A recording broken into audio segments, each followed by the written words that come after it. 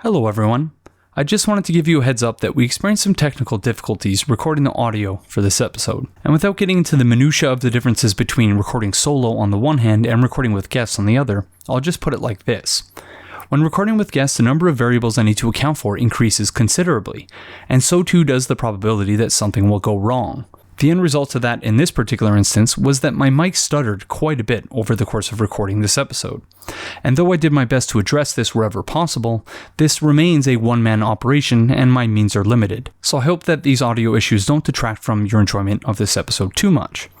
So without further ado, let's get started.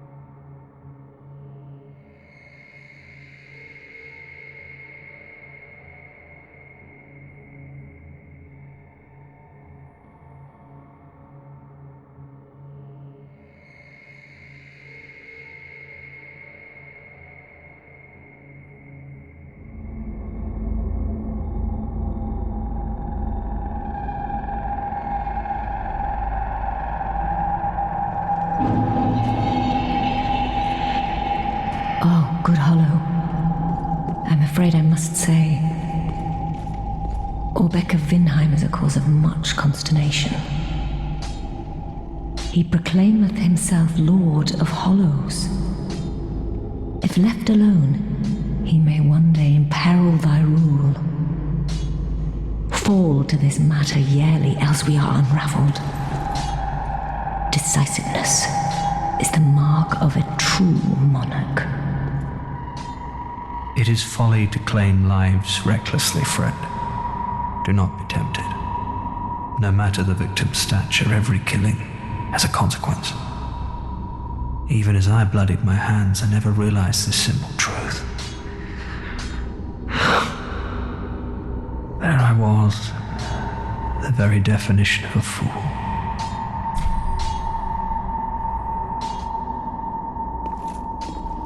Come again.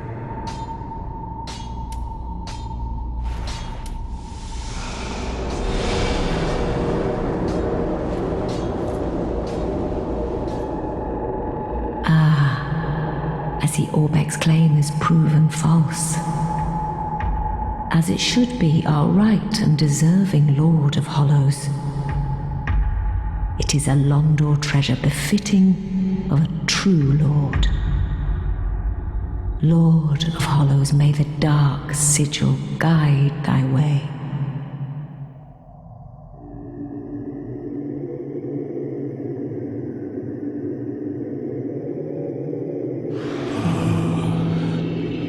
Merciful Goddess, Mother of the forlorn, who have no place to call their own, please bear witness to our resolve. Fire for Ariandel. Fire for Ariandel. And the ash to kindle flame.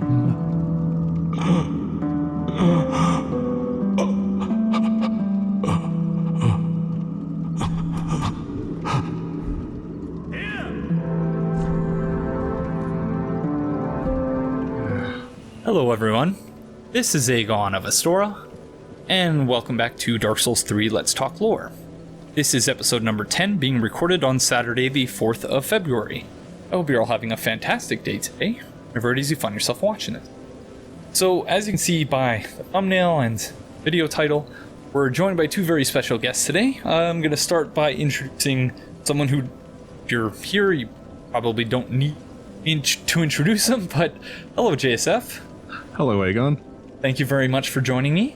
Thank you for inviting me. And our second guest, who also should really need no introduction on this channel, but she's never been a guest on the show before, but she's very active in the comment section, and she is, I guess, what you would call a Dark Souls essayist? Casitive slash Theomany? Yeah. Hello, thank you very much for joining us. Nice to be here. Do you want to say a thing or two about how you got into the series and what it is that you do? I got into it from Bloodborne, and I've had the weirdest direction through the Soul series. I effectively been playing it backwards. But I think my last game is Dark 2. But yeah, I got in through Bloodborne, and I started watching as much as I could, and I came across Aegon's channel and was watching most of his lore, Let's Talk Lore videos, and then I caught up, and then I started throwing in my 2 cents. So that's kind of how I got into lore hunting. Your contributions are always, very valuable, and I'm very glad to, have you on the show. And my first time having, a woman on the show, which is something that I can't believe took so long, but thank you again for joining us. Not a problem. So we're going to be talking about 3 external things today. The first being JSF recently released a video called The Bastard's Curse, which deals with the story of Dark Souls 3 in general, but in particular, sort of in the middle part, the epicenter in some ways of the story is the Cathedral Deep. And so we're going to be talking about that today, in addition to parts of 2 essays that Casitive has written. The first one called Sully Von Sorcerer, Pontiff, and Tyrant, and the second one called Dream Chasers. But we'll get to that in a minute. But first, we picked up a spotted whip here the other day, and I had a comment from someone that I can't find because YouTube's comment system is broken now. So JSF, do you want to take it away? This is something that a lot of people have brought up. There's a guy called Candidate who's made a lore video that kind of centers around this to a degree. That the description of the notched whip skill and the skill of whips in general mentions something about the shackles of bondage lying deep in the hearts of humankind, and a lot of NPCs in the game will talk about shackles, and if you join the Moundmaker's Covenant, you level it up using a thing called vertebra shackles. And there was this discussion about, well, is that significant, this talk of shackles? And it might be, but like having looked into it in like multiple languages, it looks like what it's actually just saying is by shackles of bondage is that humans are born to be slaves and want to be slaves, and the idea is it's meant to evoke the idea that like we all kind of secretly want to be whipped by like a slave driver and told what to do, rather than it having some deeper connection to the concept of being shackled to the earth. But very interesting. Well, that's interesting, but not. Sorry, go on.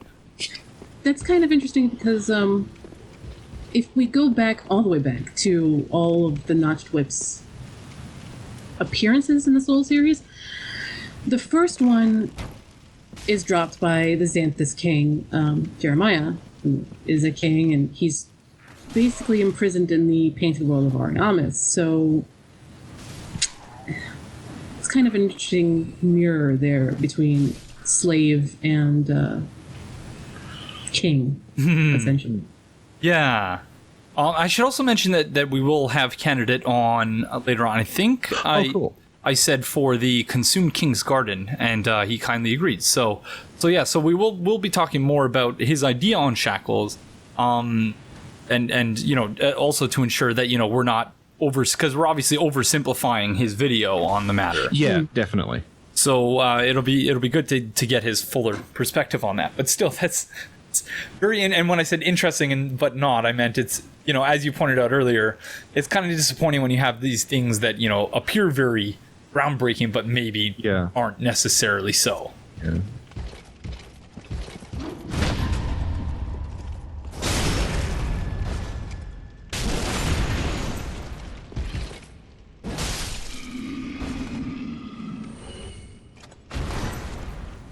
My issue was that it had been, I think, a month and a half or 2 months since I had last played, because I think the last episode I recorded was in like mid or early December. So I was very proud that I landed that parry, even though that was the first one I had attempted in like a month and a half. Well, speaking of shackles. Yes. What are we looking at here? That is a giant. And standing in a pool of excrements and... It's a pool of a lot of things.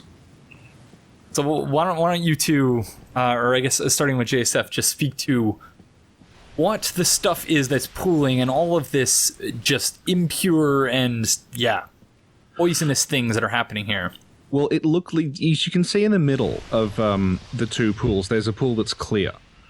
So I'm assuming that originally it was all water. It was all clear water. And like the thing you're looking at now, this sort of vomiting statue, that probably originally just vomited out water. Because there's a big thing in Japanese spiritual beliefs about running water being a source of purity. So the way I took those statues is that like people would sit under them or something and the water would drip out and it would like wash away impurities from them. But because the water in the cathedrals become so disgusting and polluted, now they're vomiting out poison. So it's gotten into like metaphorically and literally like into the plumbing of the entire cathedral. That's basically what I'm taking from them, because I don't understand. Like, it seems bizarre as the choice of trap. Like, it seems more like the cathedral's not like a place you would set traps or anything. It seems much more like this is something that happened later. And so you had a clip in your video, so in the Bastard's Curse, which it's not required viewing if you want to see this episode, but I would highly recommend. And I know that is because we don't know how long the episode's going to be at this point, but that makes it in total for this episode something like a 5-hour commitment. But I said before we started recording, and I stand by this, that not only do I think that is potentially the best video that JSF has ever made, I think it's the best Dark Souls 3 video on the internet. So thank you. No need to thank me. It's well deserved. And so, but in that video, one thing you showed was that you had some footage of these people standing in like a river and sort of splashing water over their head. Right? Yeah. It's a ritual called Mizubon. The idea is that if water is flowing around you, then the motion of flowing water will wash away anything that's impure about you. And as you can, like, we'll probably come to this later on, but there's a real focus when the game talks about the deep on it being still and stagnant. And the idea is that everything has sunk into the deep, and because it's not flowing, it's become impure. So here we just have the maiden set. So it says white hood worn by traveling maidens, part of their formal attire regardless of rank. It is soft and well made, but ill-suited for battle. Another thing that you pointed out, and I guess it's important to mention, is something that you mentioned in the video, that it's not merely a cultural thing, this obsession with flowing water and, things not stagnating, but that there's a very practical reason for something like that to exist, in that when water is, standing water is a breeding ground for bacteria. Yeah, and also, like, just in general, standing water will get dirty because there's nothing... everything just seems like slime and stuff will just collect in the bottom of it. And so the idea is, like, if you go and you stand in a river or you stand in a waterfall, the water, because it's always rushing around you, is going to purify you. And so like with those traps, because they're not very good traps. And so, sorry, actually something I wanted to point out here was that I think this is just the engine, because you can see that it does have sort of a flow, even though it's not really water anymore. Yeah, it's just a texture. Yeah, and so that was my thought, was that in whatever engine they use, there's sort of a texture on top of the liquid that moves so that it's a... Yeah, and like around the cathedral, you'll see like bits of the wall have broken off and you can see the brick under it. And that has the same effect. There's like a flowing texture over that as well, even though it's especially a brick. Outside of Rosaria's chamber. Yeah.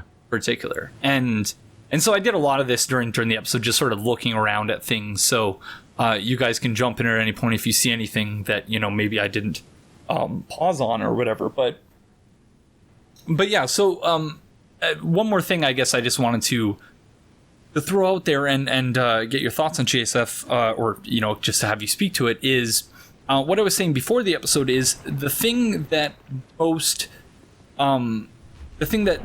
kept me, I think, most from understanding what the deep is and its influence on the world is that I kept forgetting that, in several item descriptions, it notes that the deep was once a peaceful and tranquil place. Yeah. And that something went wrong in the cathedral. And again, JSF's video covers all of this in great depth and detail and with great editing and all that. So again, I would recommend checking it out if you haven't yet. But yeah, so that for me, the way you articulated sort of this transformation from the deep being this peaceful place to, what we don't really see it, but we see its influence on the world, and in particular on the cathedral.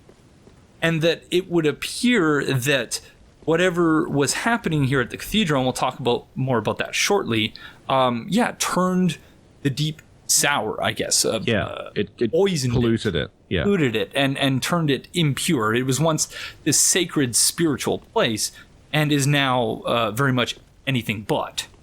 Yeah. So, we see here, so this grave. And so this entire sort of side path is really just to establish the role, I guess, of the clerics? Or of the former clerics? Well, it looks like the whole cathedral's basically been sealed off. So this would have been one of the entrances then? Yeah, definitely. I think this is, you can actually see the deep from there if you crane the camera around. I get confused about what side faces what. No, I think the deep is on the other side. Yeah, it's the other side, yeah.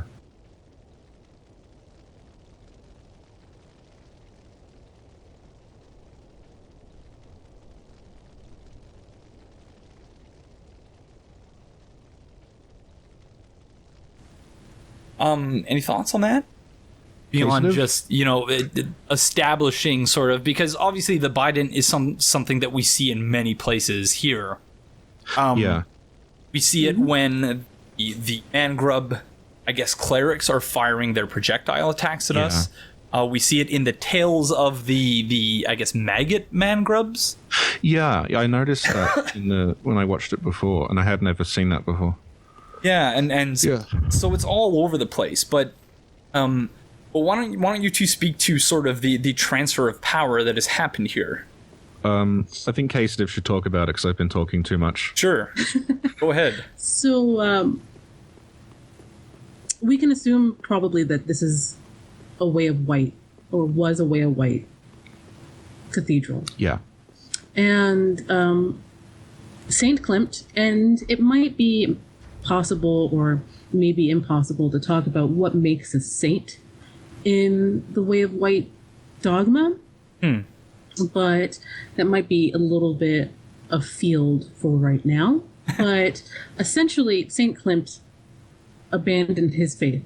He left his Bident there, a symbol of that faith, and either died there or peaced out. So what made that happen? And in my opinion, it's the Sullivan Aldrich contingent who, as Aldrich is basically a prophet of the Age of Deep Waters, they came and took hold of the cathedral. And they converted it from the Way of Gwyn, which is the Way of White, to the Cathedral of the Deep as we know it. And so, but I think, it's important also, I think, to establish, or at least I think that this is, it's fairly safe to say that the cathedral was set up as a place to venerate the deep, even when it was still the Way of under the control of the Way of White. So it was still the Cathedral of the Deep beforehand. I don't know if you agree with that or not.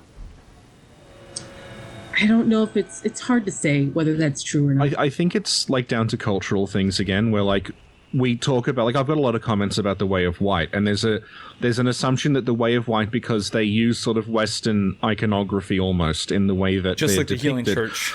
Yeah, and the Healing Church was a big problem with regard to this, function like a Christian church that we would understand in the West, when, like, they're called Way of White, and, like, way is, I think, an important word there, because if you look at sort of Eastern spiritual things, they'll frequently be just like the concept of Tao is the way, Shinto is the way of the gods. So it's not like necessarily a structured organization, it's a way of relating to the world.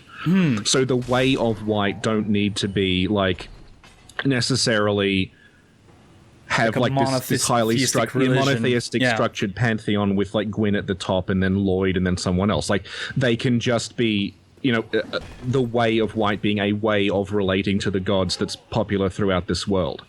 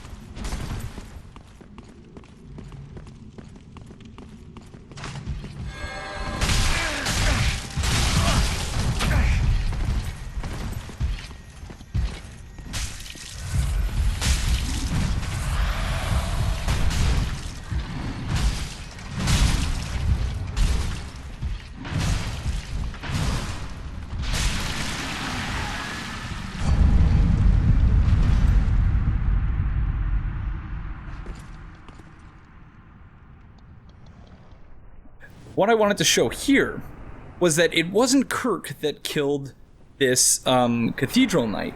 It was actually the spider. Yeah. Which was fascinating to me, that they're actually coded as being on different teams. So, Casitive, what's the deal with the spider? I guess we'll start there. All right. I think we need to walk a little bit backwards, just a touch, and consider purging stones and what purging stones kind of represent.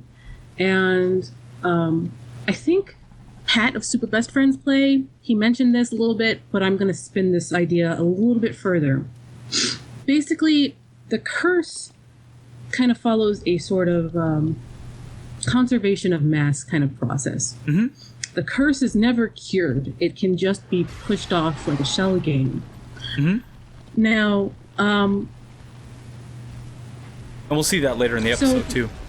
Right, and we'll see that later in the episode, but Eldritch spiders are creatures that eat the curse of high-level members of the church.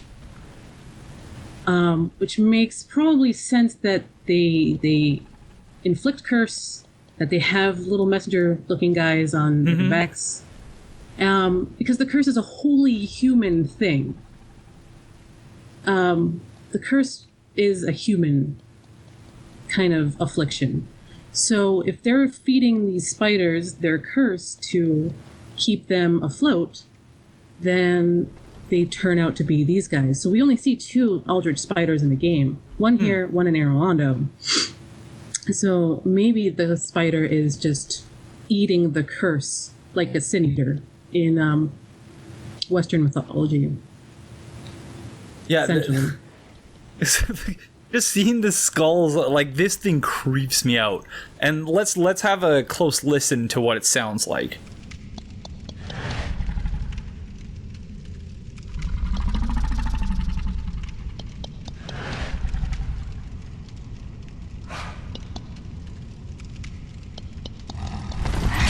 JSF, another thing you said in that video was that you pointed out that, you know, Aldrich enjoyed sharing his love of, you know, eating people with others. And you get, that's the description of the ruby and the sapphire, and you get those from this spider and the one in Arolondo. So, like, I think there's probably an implication that those are, like, maybe that's what happens when you eat too much. Like, and these also are people that he was so these are people that turned it. Yeah, because it doesn't walk like an actual spider though. Like it doesn't use its legs properly. It's got basically, it looks like a person on all fours with extra legs sticking out. Exactly. Yeah, it's almost like amygdala. Reminiscent of Ludwig from Bloodborne, actually. Or that, yeah. Yeah, because amygdala has sort of like a vestigial limb that is hanging off, which I never really understood. I don't think anyone understands it. Yeah.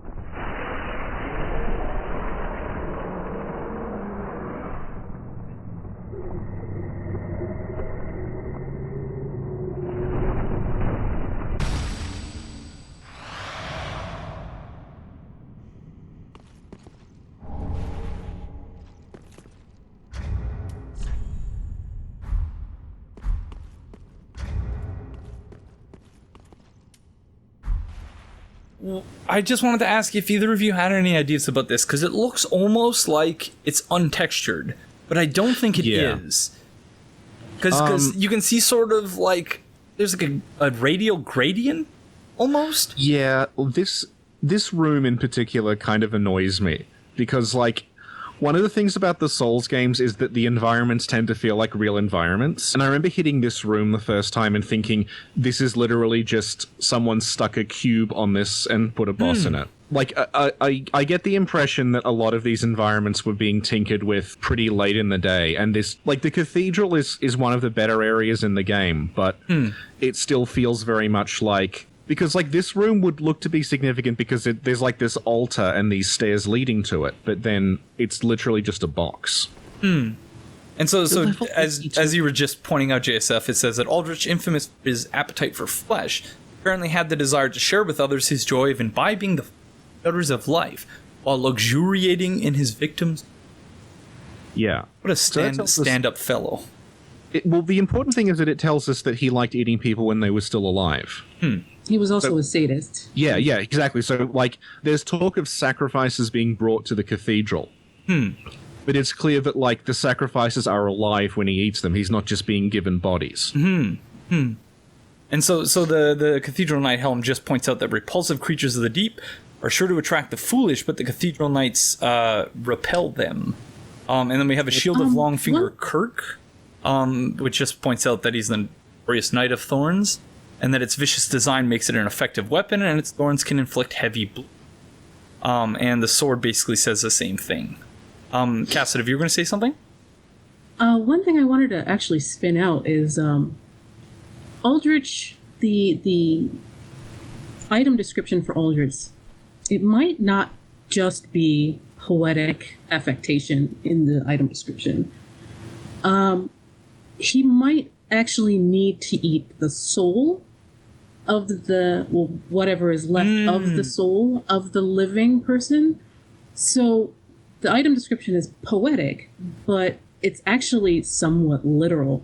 He's probably also eating their soul, and he probably needs to eat their soul in a way that just a dead body wouldn't give him any sustenance.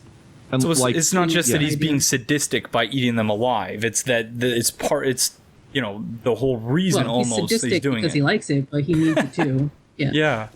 That's actually, if you look at Aldrich's soul when you get it, it's like it's a soul and then there's a tiny little like white soul inside it, and I'm pretty sure that's meant to be Gwendolyn's soul. Oh, interesting. Wow, so, I never noticed that. I think he literally is absorbing people's souls. That is fascinating. In much the same way that your Lord of Cinder ends up absorbing other people's souls, but he does it in the most sadistic way possible. Yeah. by luxuriating in his victim's scream. Kirk is really interesting too. I know we kind of already passed by his items, but Kirk is interesting not in the fact that it's Kirk, but in the trope that FromSoft likes playing with in regards to the Prince Charming trope and subverting that a lot. Because Kirk is he in Dark 2? No. No. Oh, he's Dark 1 and I don't know if he is. Dark 1, Dark 3. He's not. Kirk is basically, he would be the Prince Charming. He would be a protagonist Prince Charming. But he's basically, a speed bump on the way towards something else. And because he needs that woman to protect. Rosaria in this case, Quaylon in the last case. It's really interesting to think about. So, this is the Deep Braille Divine Tome. A Braille Divine Tome of the Deep, belonging to the Deacons of the Cathedral. Give this to a storyteller to learn miracles of the deep. Intended to teach divine protection to the Deacons of the Deep, but later dark tales were added to its pages, such that it is now a thing considered profane. And you can see that, it like, much to FromSoft's credit, it looks like a book with extensive water damage. Yep. But like not just any water damage, like really, murky, sort of gooey water damage. And so the I guess the path of this particular tome sort of parallels that of the Cathedral of the Deep more generally, and the Deep itself, in it's slowly becoming corrupted. That an accurate way of putting it? Yeah, because it literally says they added new tales to it. And we find some of them later on. Yeah, and so... Sorry, go on. Oh, yeah, the just the idea you were talking about earlier, where it's originally peaceful and sacred, and then the worse it gets, they have to start adding these new stories to the divine tome to sort of justify. The game calls it a grand narrative and says they needed like a new story to justify why they were doing the things that they did.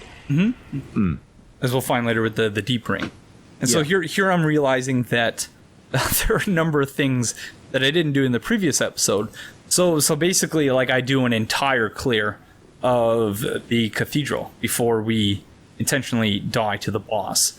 But starting up here with this little platform that you couldn't reach from the other side. So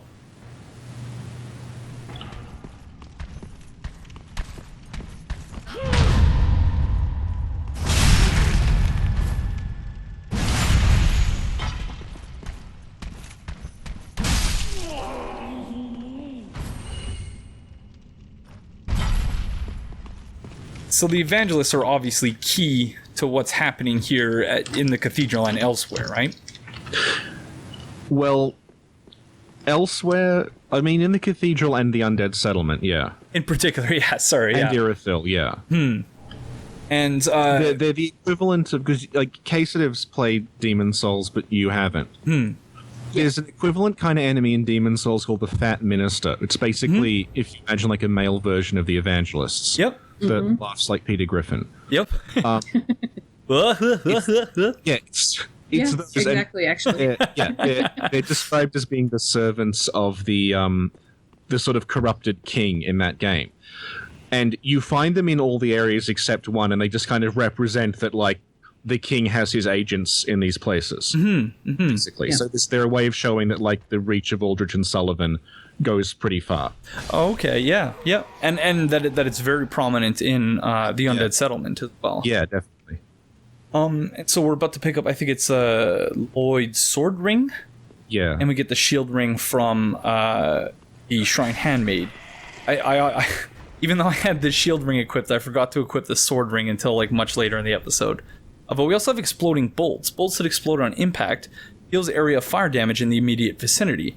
Due to the risk of detonation, the amount of bolts the user carry is greatly limited. These are, after all, prototypes created by the weapon craftsman Edmund. Get what you pay for. So true to Edmund what the item... being a Demon Souls reference. Yeah, I was about to ask about that. That you can see true to form, that you can only, or true to what it says, you can only actually carry 30 of these, as opposed to 99, the other ones. I don't know. But... And we also have Lloyd's sword ring, which reads, ring given to Knights of the Way of White depicts Allfather Lloyd's Sword of Law, boosts attack power when HP is full. Much time has passed since the worship of Lloyd was common in the Way of White.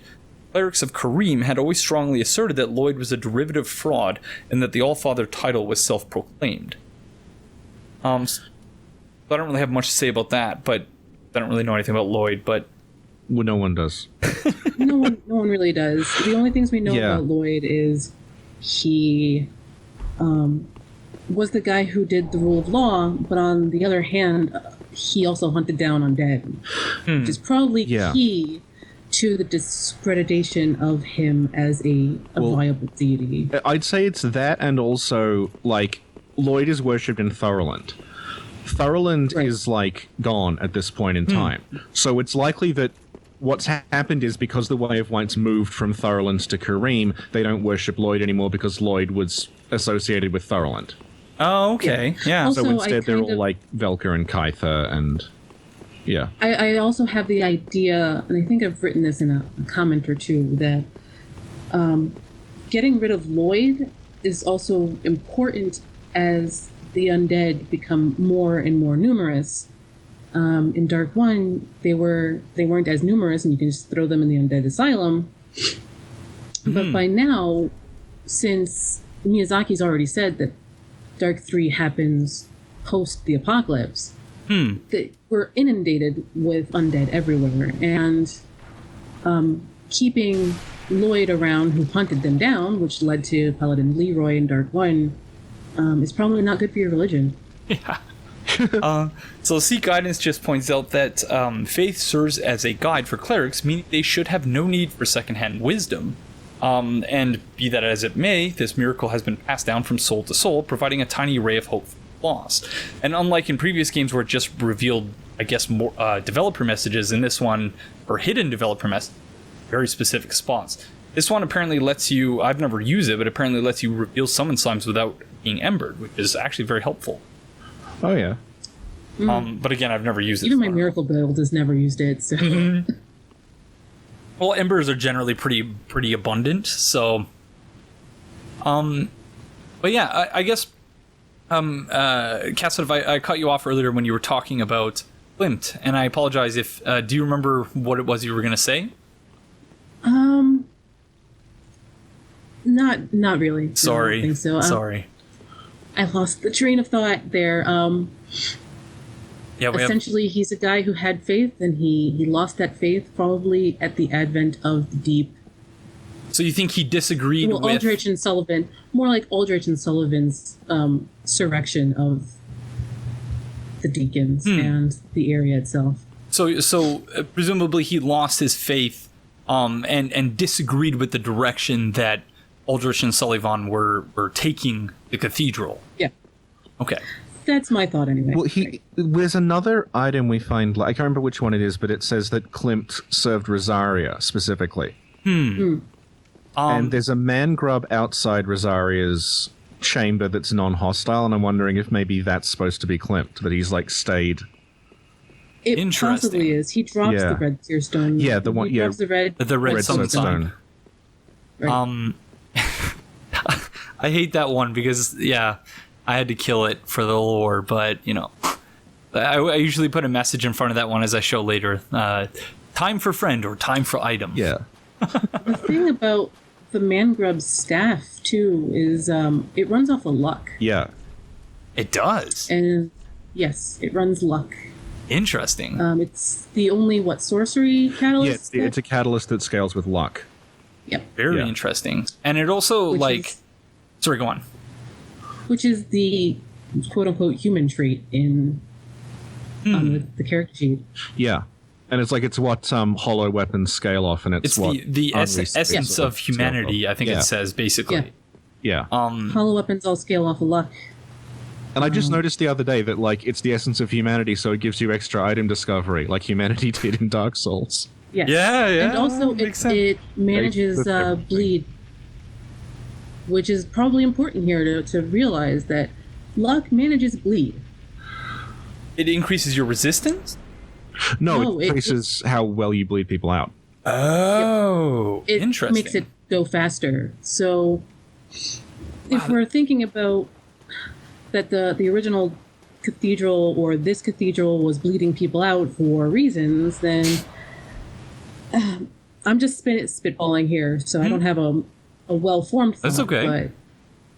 But luck manages bleed, the application of bleed, and so you have humanity managing bleed, and then you have the worshippers here trying to bleed people out at the same time, which is an interesting thought. Well, and so the whole idea of just there's so many things to talk about, and I know we still have lots of time, but I don't even know where to begin. So I guess maybe we'll just talk about this sort of, I guess, set piece. That, obviously, even though we said it earlier, just point out again that this pool here is obviously... See, actually, this one is not... it's flowing a little bit. So I think that's just the texture to indicate that it's liquid in the engine as opposed to... Yeah. That, right. This is basically... Otherwise it would look like solid ground. Mm-hmm, yeah, exactly. Yes. And so this is basically a stagnant pool of excrement and probably urine and body, like dregs and all these other things that presumably sort of filtered their way down into the deep, thus corrupting it. And giants are obviously... there's a giant. The only giant we meet is I help anytime, who isn't actually under, being enslaved by Aldrich and or Sullivan, right? Well, oh god, here we go. That particular giant he fires on the cathedral. So, and he fires on the workers and everything. So, like, I get the impression he's escaped from slavery, or he's heard that his other giants' friends have been enslaved, and he's come to get them. Like, he's come to get revenge.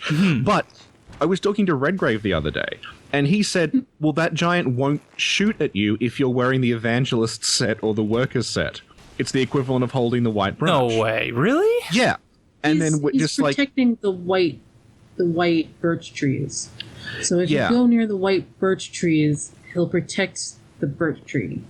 And then once you've looted all three, you're helping him protect the birch trees. And the birch trees relate to dusk. Because they're all growing seedlings from Dusk's catalyst. Yeah. So the giant is in a way trying to protect Dusk's legacy, and he thinks that you're helping him do that. There are a few different types of giants that we see in the series. We have the Dark 2 giants who look like the tree guy at Firelink Shrine. We have these giants who look to be diseased and dying descendants of the Sen's giant Fortress sentinels. giants. Not even just that. The Sen's Fortress giants, right, and the Anri Horace giant sentinels, who are the most noble of the giants, and you'll never see the giants like that again. But weren't those illusions, though? They were. They were, but they were, like, they have to have... Gwendolyn's illusions are of things that did exist. Yes. And, like, I think we're possibly taking illusion a bit too literally, because it wasn't just, like, a hologram. Like, it was conjured up by Gwendolyn, but it doesn't necessarily mean that, like, they never existed, or he just imagined. Yeah. Like, Gwendolyn was enforcing the status quo. He wasn't creating it. But what you're saying that this giant is in some way related to the giant sentinels, or these giants? Could be, but they're all. It seems mostly related to that, but sorry, go on. What he's probably related to is when we eventually get to Anri Horace, there's all these dead giants. Yes, it looks to be like a last stand of the giants against Aldrich and Sullivan. Yeah, like they invaded, right? Yeah. I'm guessing like they probably invaded, killed the giants, and then took some slaves back to the cathedral. Is what's happened. And then they put one in the dungeon. Oh yeah, Urethil as well. That's right. Yeah, I forgot about that one. And he's the oldest prisoner in the dungeon. And he's got the profaned flame somehow. Because they built it around him? Yeah. Apparently. It's really, it's really hard to make sense of. I remember you guys in your... That was something I should have mentioned earlier as well, that Casitive, you and JSF together did your, discussing Dark Souls 3, which I've talked about a great deal in this series. I think it was like 9 parts. Yeah, we decided to just record our ramblings. So Yeah, that was done in one sitting. Which was great. Yeah. And amazing considering. Really amazing considering. It's for me. It started at like 11 p.m. and ended at 7 a.m. So by the end, I'm just like, I don't think You're a I'm little bit delirious, and you edit. It was pretty heavily edited too. Yeah, so, yeah. It was cut down. I think we lost like a third of it. yeah. Wow. Yeah. Yeah. Well, it was like when you and I first recorded for the fishing hamlet. That was what, 6 hours, and we cut it down to 3. hours, yeah. Yeah, that was a good time. But yeah, I don't really like. I guess one thing that I meant to ask is the platforms that you raise. I don't understand. Like, what I've been trying to think. What was the point of this before? The game, before its use as a gameplay element to sort of keep the giants from moving from place to place. They're walkways that connect the different parts of the... It could even be that, like, maybe the water level was higher originally. And they were used as bridges. But then, then you have to ask, like, but there's doors that open at ground level, so that would have worked, and... Yeah, OSHA would have a field day. Oh, at the absolutely. Cathedral. No handrails. Well, because handrails. I was also I meant to mention when we found Klimt's bident that that spot not only does it appear as though it's been sealed off, but I don't know what the hell that deacon was shooting at there. They have terrible aim. They do.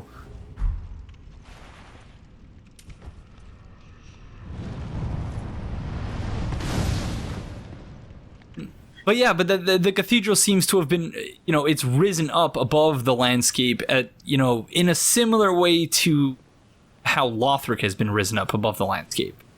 Yeah. And I just wanted to point out that, so I was confused in the previous episode about the noises that the deacons make, because I was under the impression I've heard that they all made the Black Knight noises. And what I think I discovered in this episode is that for whatever reason, if you parry them and repulse them and kill them in that way, then they just make the normal noise when they die. But if you kill them otherwise, then they still make the Black Knight / Silver Knight noise from Dark Souls 1. yeah. And the Elon Knight noise from Dark Souls. So, like, I was trying to make some sense of why that is, but I honestly have no idea. It's probably just like an oversight when they were designing it. Like, there's just like a script that makes monsters make a noise when they die that way, and they didn't update it for the deacon. Like, how in They've Dark Souls used 1... the same sound library for a long time. Yeah, and like the demon on the bridge near Lothric is literally using sounds from Doom. No, really? Yeah, he uses the same noise that the pink demons make in Doom when he attacks. No way. Are you Yep. serious? Yeah. Yeah, I think somebody found that sound library somewhere. Yeah, it's called I used to have access to it. I don't have it anymore, but it's called like Simple 5000 or something. No way. It's I'm like surprised, this I'm surprised there's no Wilhelm theme or scream in the game. Yeah. It's like a massive yeah. stack of like 9 DVDs that just have all of these sounds on them that are royalty free. Wow. So if you have access to it, you can make whatever you want. You can find the same hollow... I like finding the same hollow noise that is in Demon Souls in all of the Souls games. Yeah.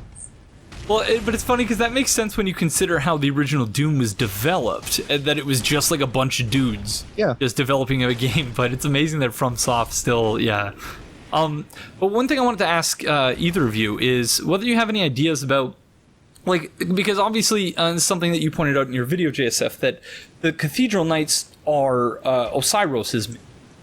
Yeah. And they were obviously dispatched to come to the cathedral to figure out what was going on. And that's probably why it fights with the spider. Yeah. Because they're not on the same side, right? Yeah, But, and also like up the top. I only noticed this the other day. At the very top of the cathedral, there's the axe-wielding hollows that you only find in Lothric.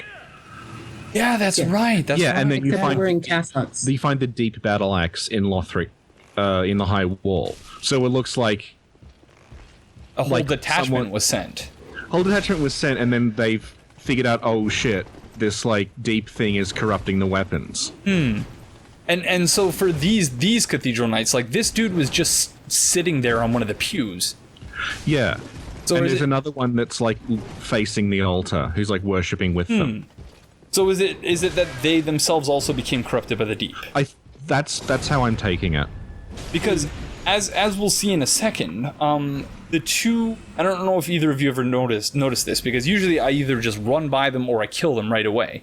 But the two deacons who are standing right in front of the obelisk that's sort of the leaning obelisk of the Cathedral of the Deep, right there, they're non-aggressive unless you hit them. Yeah, there's a couple actually that are non-aggressive. Yeah. Same with the one that drops the deep ring. The one who drops the deep ring, doesn't matter how many times you hit him. Yep. Doesn't attack you. Yeah, I remember Dave Control Live pointing out that he's the best deacon if you want to make a lore video. Yeah. Because he'll never do anything. Yeah, he just stands there and he goes, like just making creepy noises, which we're gonna hear in about 2 minutes. But yeah, I don't know if either of you had any thoughts on that beyond sort of JSF's suggestion that. Much like the evangelist will come into contact later. I forgot about it until much later in the episode, and then I was like, "Oh crap!" When I picked up a deep gen, and I was like, "Oh, we got to go see that evangelist." That seems to just be transfixed by the deep. Yeah, she's like hypnotized by the deep. Similar to how it's described that Doris in Irithyll has been sort of hypnotized by the deep. Yeah. So I'm guessing it's just that. Casitive? You could probably say that they're enraptured and in an ecstatic trance. Yeah. If there's to create a grand narrative, you basically have to do a lot of self-deception, and that's the process of denying or rationalizing the relevance, significance, or importance of opposing evidence and logical argument. Wikipedia. But just you have to do that to basically convince yourself of what you're doing is right. So justify the morally sort of questionable things you're doing. Yes. So basically, these non-aggressive guys are probably just enraptured with what they're doing and their prayer and wherever their minds are at right now. So the guys that you can hit and will go aggressive in front of the altar, you probably break their concentration, their trance, their concentration, and their trance and their prayer. And the guy with the deep ring is just like he's so far gone. He's too far gone. Yeah. Very interesting. And so it goes back to all of that self-deception and this quote grand narrative that they had to create to keep themselves sane and anchored into at least at some point. And also presumably to justify it for others as well, right? Yeah. To justify their actions to others. They need to justify their actions, especially to themselves, because if they stop and realize exactly what they're doing, they'll probably snap and go crazy. And just the fact that... Sorry, go on. Continue. Because that sudden realization is just... It can be dangerous to your mental well-being. And so notice that there was no Onion Knight there, and the bridge was not raised until we opened the door, and miraculously both of those things have now changed. So, there's a Catarina Knight here, who... Hi, Catarina Knight. Who, actually, I realized gives it away if you accidentally hit him, as we'll see in a second.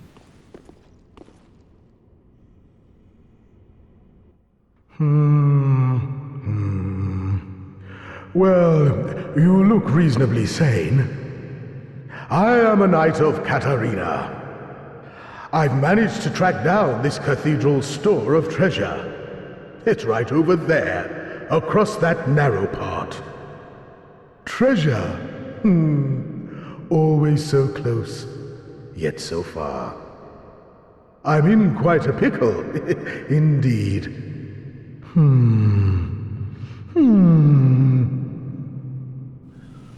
So, I was trying to see here, and you can kind of see it, like, through his mask, but not really.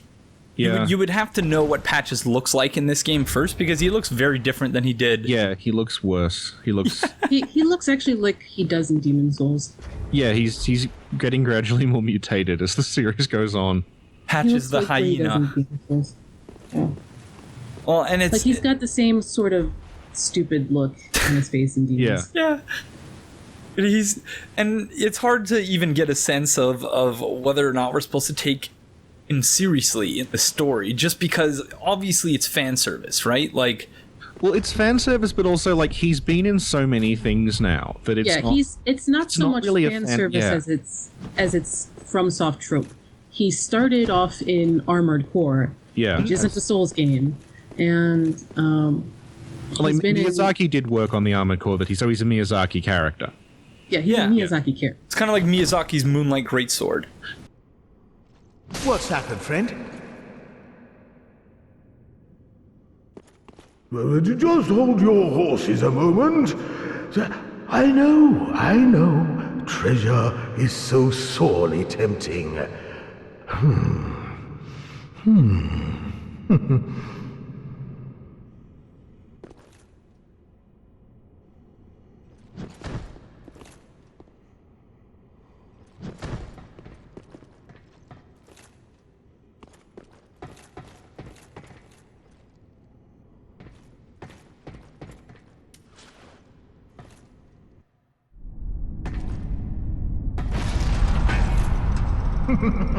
Shame on you, you greedy guts.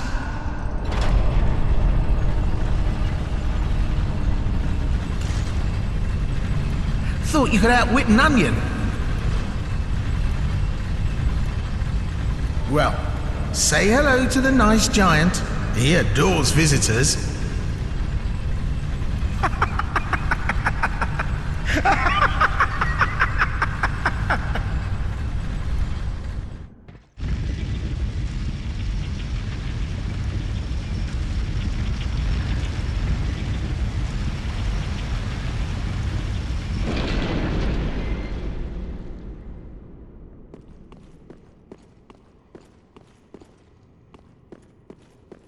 That guy, Will Vanderpure, I think his name is.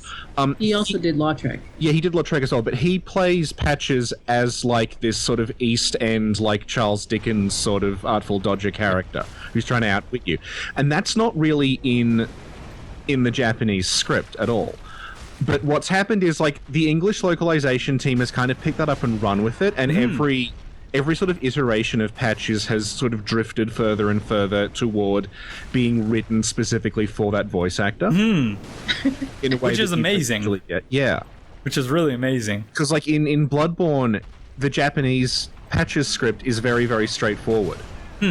But because of Will Vanderpure, he's being written more and more like he's like the Artful Dodger or something. And he starts using all these like sort of London turns of phrase and things that you wouldn't normally see. So he's an interesting sort of character. The original Patches in Armored Core like is totally different. He's got like an American accent, and he's just like this sort of standard like cowardly guy who betrays you. So the first one to be played by that particular voice actor was Patches the Hyena then? Yeah. So Which Rip is Giant. Demon Souls. Yeah. Basically, Sorry. as they went to Frog Nation, because FromSoft didn't use Frog Nation until they went to the Souls series. Yeah. I don't think. They used an American group beforehand. I forgot to read these item descriptions here, but we do get to them later. It's the Drang. But it's interesting because I guess this speaks to the whole. We had a comment exchange a few episodes ago about not looking at the original Japanese text as sort of a monolith. Oh, totally. There is a sort of a mutually constitutive relationship between, the people at Frog Nation and the people at FromSoft. Yeah, they work together. There's actually the most recent Redgrave video where he talks about he's a Bloodborne one. He goes into, there's a very long comment. It's the handwritten scroll. Yeah, there's quite a long comment thread on that about the exact relationship between the Japanese team and Frog Nation and who works with who and what's written first and stuff. And it's not like I go to the Japanese stuff quite a bit. That's not because like I call it original sometimes, which is more just like a slip of the tongue. I don't necessarily mean it's definitive. But there's so many instances in these games where the Japanese text is very straightforwardly, this is what's happening, and the English text is confusing. And like Patches is a good example of that, because like Patches in Bloodborne is incomprehensible. But if you look at the Japanese subtitles for that scene, Patches actually just makes perfect sense.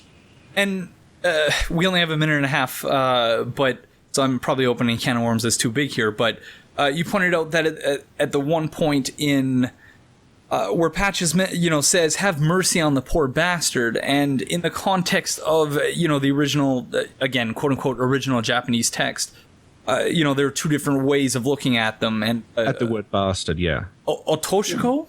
Otoshiko, yeah. Is like the Kisama.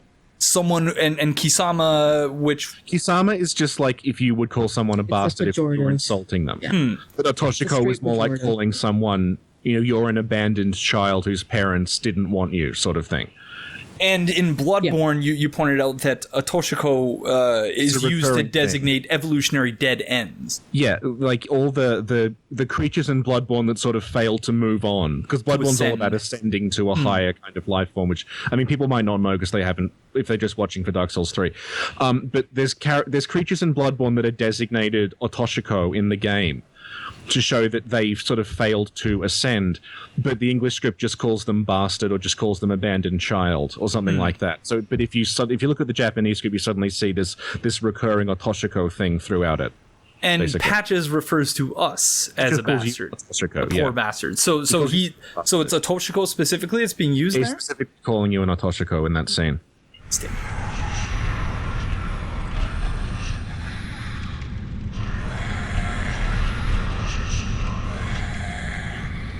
And I'm finally starting to get used to the hiding HUD, even though it's annoying when you don't have full health, it flashes like that. Yeah. But I feel like it looks much better. I've always played Dark Souls 3 with the auto HUD.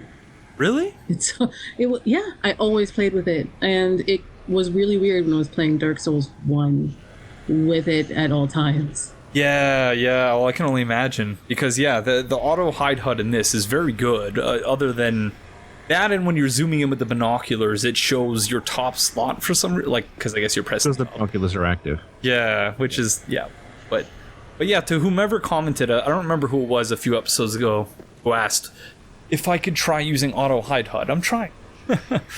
And so you can see that I hurt this one accidentally, and then it became hostile. But if you don't actually hurt them, then they remain in their sort of trance here. Yeah. Which is very interesting. And again, if you listen closely to the sound, which will be muted while we're talking, not muted, but lower while we're talking. You can see that one is just a normal noise, and then I kill this one normally, and then it makes the sort of black knight, whatever it is when they die. Yeah. So I've sort of given up trying to figure out whether that means anything, just because, I don't get it. Red eyes, again, probably indicating some sort of spiritual impurity, right? Like that they're corrupted, much like the deep is. And that was something you guys pointed out very early on in your discussing Dark Souls. Well, it's actually been a thing since maybe Demon Souls has the red eye knights and the blue eye knights. And the blue eyed knights. Yeah. And what was the significance in? Was it just how powerful? It was just this is a tougher enemy. Okay. And the red blue, eyes guys being this will kill you. And the blue is this might kill you. Yeah, it was just a way to show to the player, don't attack this thing if you're not sure. Yeah. And so, again, I don't know, why this fascinated me so much, but, and it's interesting you see their, I guess, catalyst there, that, it's made of all these tiny little rings, and then we find when we get the Ring of the Deep, it's also, a ring of rings. Yeah. Similar to the idea of the unending sort of link of fire. Yeah. And it's actually kind of sad. The Lothric banner symbol is a ring of rings as well. Yep. Right. Yep. Yeah. It's actually kind of sad too. There's a official design group. They only have T-shirts out, but they have official rings that are coming out. It's torch.jp. If you're going to link that. But they will have officially licensed recreations of the rings. No way. And I went there to see. If they had an image of the Deep Ring, but they're not. That side isn't open yet. So. That one would be tough to make. Here's a can of worms. The roots here on this altar. Chaos roots? Question mark? Well, I don't know if it's specifically chaos roots. I think it's more like the game is just using roots and overgrowth as a shorthand for this thing has gone wrong. Because it's the point. It's not it's like overgrown. Like, this is out of whack. It's growing there's roots all over the cathedral. I think Chaos roots would also be much thicker than that. But then also, like, you've got the Aldrich Faithful and the Deacons have it too. They have roots growing from their eyes, and they have roots kind of growing out the bottom of them into this, like, skirt. It looks like black hair almost. Yeah. It could be a side effect of being in contact or near contact to the profane flame, too, which has some chaos leanings. Yeah. Because they're always pointing down-ish, right? Or no? They're always... Yeah, I pointed this out when I did that video, but, like, the Deacons of the Deep, not the regular mobs in the cathedral, but the ones you fight, and the ones in Anri Horace who were called the Devout of the Deep, who were like the more powerful ones. They have these fronds growing from their eyes and growing seemingly just out of their torsos that are going downward. And the Pilgrims have it too. And then you compare that to the Pus of Man and the tree people in Lothric Castle, where it's growing upward. So it's almost like we talk about the dregs sinking down. So it's almost like, is that what happens when your humanity gets pulped and turned into dregs? You start going down instead of up. It's sort of dragging you down to, the not quite the center of the earth, but and so here. Sorry, I was confused. Sorry, go on. Remember also that Dark Souls is a very vertical game. Yeah. In terms of its meta level design. The only other game series that even comes close to doing something as crazy as that is Silent Hill, which uses impossible geometry on purpose to indicate that you are in a bad way. Space. Yeah, and it all sort of culminates in like the image of the world at the very end of the game, where you see everything's just sort of being crunched like vertically on top of this arch tree. And that we're just sort of reverting back to another Age of Grey. Is that what it was called? The Age of Ancients. Age of Ancients, which is a grey age. Yeah. Everything was grey, yeah. And so here, I was confused for a second, because I was like, really? We're going to fight the Deacons already? But no, I figured I would try to see if we could get our socially awkward friends Anri and Horace to help us go up to where Rosaria is. But I was confused as well, and then I realized you were taking them up to Rosaria. And then I realized you're not going to be able to get into Rosaria's room if you do this. So there's just this like sinking feeling for the next like 3 minutes. And then, just like, oh god. Well, and then the whole time, you'd probably be thinking like, because then I get to the door and I'm like, why is there a fog? I was like, oh, Anri and Horace. Like, it only took me a couple seconds to realize, but and you can see here. So if you look down, you see there's the Bident, its tail. So it's like the Bident is like connected to its body. Well, Yosaho, who we'll get to because he's hanging around providing a lot of Japanese translations and stuff. He said that based on what's written in the Japanese guide, the maggots are like, it's not supposed to be like a person who's turned into maggots. It's just literally the corpse is so full of maggots that when they come out, they retain like a roughly humanoid shape. Oh, wow, that is disgusting. Yeah. Which I guess kind of makes a little more sense than people turned into maggots. I was worried that we're going to just walk into the elevator there, but they're actually how I kill Kirk at low levels.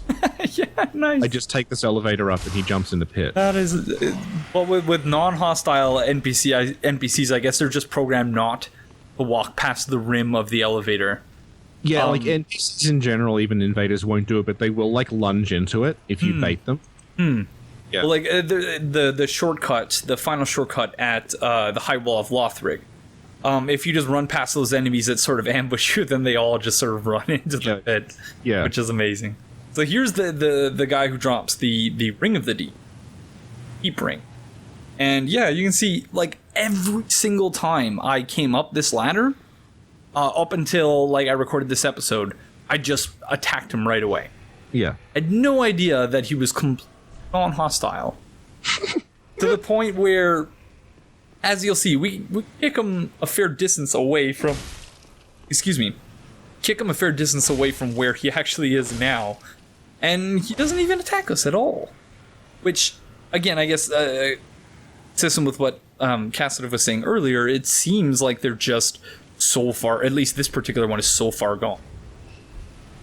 that, yeah, there's just, Yeah. you know, they just almost don't even see this you. one also holds the deep ring. So, and I mean, the other ones could be wearing a deep ring, but this one drops it. So he's either holding on to it or he has one where the other ones don't, and he absolutely needs that anchor. And also, he's pretty far away from the others. Like, there aren't any other ones up here, are there? No. Like, the impression I get is that the Lothric sort of force that was sent here, they captured the top half of the cathedral, because, like, up here there's knights, there's cathedral knights that serve Oseros, apparently. There's the, like, there's the what are they called again? The little dregling guys with the thralls. Thralls, yeah. There's thralls up here. There's like those battle axe wielding hollows from High Wall are up here. So it's like, and like as you can see in the corner of the screen there's like these stakes driven into the ground. Yeah. Which, like, I get the impression that that's like a ritual thing where they're like trying to seal it away almost, like. Interesting. Like drawing a line around it. So the description for the Deep Ring reads, a ring bestowed upon the Deacons of the Cathedral of the Deep allows attunement of additional spells. In the Cathedral slumber things most terrible, and as such, the Deacons require a grand narrative to ensure they do not falter in their duty. A philosophy to ward away the madness beckoned by the grotesqueries at hand. So the grotesqueries referring to, and you can see again that notwithstanding sort of the one little part at the center of the screen now, yeah, it's much like the small Lothric banner. It's a ring of rings. Yeah. Which is very interesting. Lost my train of thought. What was I just saying? About Pegs. Yeah, I lost it. But yeah, that it's almost like Cainhurst, where this isn't supposed to be a path to somewhere. Yeah. The only reason we're going up here is because the walkway is currently inaccessible to us thanks to patches. Or just generally inaccessible. And here's the guy you were mentioning earlier that, we don't find them anywhere else other than here and at Lothric Castle, right?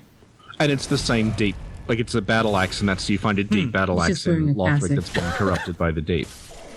It was a different That's axe. a great axe. Oh, yeah. It's an axe, though, yeah. In New Game Plus, he is protecting the Ring of Favor +2. Oh, interesting. Which would spawn right there. And which I think is probably the more interesting bit about that enemy placement. That is very interesting. I don't even remember what the description says, but we do get it in New Game from killing the watchdogs of the Cold Lord, right? Yes. Yes. And there's that. Is that the same sort of mouse/cat thing that we find sort of inscribed on the walls elsewhere? I actually think that gargoyle there is the same one from Bloodborne. Like, they've just copy-pasted that 3D one. Gosh darn it, FromSoft. Like, we were talking about the cat, and I've had so many comments about the cat and discussions about the cat. I've started calling it the Cathedral of the Deep. The cat is like... I'm reasonably sure what happened, because this definitely happened in Demon Souls and definitely happened in Dark Souls 1, is that they've just sourced, like, engravings from real-world churches. Because I remember, like, there's a whole thing in Dark Souls about the engraving on the doors of Yoel of Londor. Like, what does this mean? And they're going into, this represents Gwyn, this represents that. And it turned out it was just, like, I think it was, like, an Irish or Scottish church that just had these big engraved doors that represented, like, a harvest festival. And they got it from there. Okay. Interesting. And, like, in Demon Souls, there's one of the bosses is reading from a book of hymns. That's, like, a real-life book of hymns that they've copied over. Because it's, like, cheaper. The false idol? Yeah, Fool's Idol. How do I know these things? It's like, because it's just, you know, this obviously it's in the public domain because it's from like the 14th century or something. And like, I noticed the other day that like the door to Lorien and Lothric's throne room is the door of an actual church. It's St. Patrick's Cathedral in New York, but they changed some of the They changed the statuary. Yeah, they changed the statue so it looks like the three pillars of Lothric. Oh, very interesting. But like in that the real church, there's the same. It's got the same three embedded statue design, and like the sort of mural at the top is, I think, almost the same. But like they changed the figure to this like robed sort of goddess. Very, very So interesting. the statues are different in the game, but like design- those gargoyles, I'm 99% sure are actually just assets from Yharnam. Where are they in? Oh, in Central Yharnam? I can't remember. I just remember seeing them and thinking, is that the one from Bloodborne? They might be in Canehurst. I can't. Got to go back to Bloodborne. Very interesting. Yeah. Oh, likewise, so because I don't there remember goes seeing all those. of your Alvina is being worshipped theories. Sorry. Yeah. Well, it was a decent idea at the time, I think, right? Because especially, the release of the base game, like, we had so little understanding of the world. There were so many pieces missing, and there are still many pieces missing. It's a complete, it's all over the place. But all that discussion about, like, the textures and stuff just reminded me of how in Dark Souls 2, in the gutter, there was, like, a Heineken beer can. Heineken beer bottle. It's just like, what the heck? And, like, Gurman having those How to Pick Up Fair Maidens books. Yeah. Yeah, it's so weird. Like, you'd think that they would, I guess that, that's something that... FromSoft has also got some gallows humor. Yeah. So I'm pretty sure they found it hilarious. Yeah. But also, it's something that, like, Franz has said a number of times, a German spy in his videos, is that, like, he doesn't think that FromSoft really has an appreciation for the extent and the depth and the size of the community of people who, like, analyze these games in such great depth. Yeah. And so, maybe from their perspective... That's common with all the Japanese developers. They don't really have a concept for how big their Western audience might be. Other than the sales I think numbers. Maybe, who knows? I mean, maybe Kodansha, the FromSoft parent company, keeps that secret or whatever. But I think the only developer who really understands his Western pull is probably Hideo Kojima. Yeah, definitely. But, like, just in general, the whole, like, the significance of things, I think there's an assumption among some of the Western fan base that, like, that's... When we talk about, like, environmental storytelling or, like, hiding things in details, that's being done deliberately so that people will later go and decode them. When it's not really. It's just, like, if you work on any, like, fictional universe... you're going to start trying to make it internally consistent, even if that's not the... Like, you look at any, like, fantasy film that's made, you can get, like, the production art books. And there are people who will spend, like, their whole job is making sure this whole world coheres and makes sense visually. That doesn't mean the director intentionally said, put this here so that people will later on attempt to draw parallels. Like, it's just... Well, it also... on the other hand, I think Ian B has said, on the contrary, that Miyazaki wants people to talk about it on their playgrounds. Yeah. But he's not going to say whether one thing is right or not. Well, but also it's worth keeping in mind that these things aren't always necessarily intentional. That there are, cultural things that the developers take for granted or cultural or just, personal things that they take for granted that are reflected in how it is that they've designed the game. They might not be putting that there with the explicit thought of having someone find it, but there are traces of the culture that influenced them to make the world in the way that they did. We got a blessed gem, which is said to commonly be kept by saints. Use an infusion and create blessed weapons, and special blessed weapons gradually heavily damage reanimated foe. Apologies for my cough. I've been sick since since December. And so all three of us are recording on a single audio track, so I won't be able to cut out all my coughs and gross sounding, mucusy things. So my apologies. And we'll be talking over each other because of the Skype delay. Yeah. This one here that's sideways. Yeah. That's supposed to be Before anyone Osiris. says anything, he's playing a trumpet. Yeah, well, he's not. I wasn't going to go there, but fair enough. Yeah. Is that a stretched out hand texture? Very strange, whatever it is, especially given the orientation. It looks like a devil playing a trumpet. That's what I thought it was. Well, Pan is basically the proto-devil. So I think you said hand. Yeah, Pan. No, Pan. Pan. It's like a satyr thing. Yes. Yeah. So. And like the one next to him on the left-hand side there, it's like two sheep. Yeah. So it looks like this is taken from like a nature thing. Like again, we're talking about the Anri Horace doors representing like a harvest festival. So you have like Pan, and you have sheep, and you have cats, and it's like, is this just depicting the natural world? And further to your guys' point from earlier that the Lothric forces that were sent. Although that guy, Yeah, he's rip. not the brightest. That's the first time I was ever actually able to do that. But they've obviously captured the top of the cathedral. Yeah. But it's almost like they don't know what to do when they're up there. Either that, or they're just trying to keep. Well, it looks like they captured the cathedral top half because that's where Rosaria is. And they've sealed off Rosaria, and now they're just hanging around trying to stop people getting back to her. Why? Because Rosaria is corrupted. And I don't want to talk about Rosaria because No? she's a can of worms. Casitive, you want to talk about Rosaria? Rosaria. I think she's more interesting in light of the other games and the type of character she is rather than the character she is here. I think it's a twisting of the knowledge of Anastasia of Astora, the tongueless firekeeper, who was considered, she was a firekeeper in Dark Souls 1, obviously, and she thought her tongue was impure and she wanted to be quiet. All right, fine.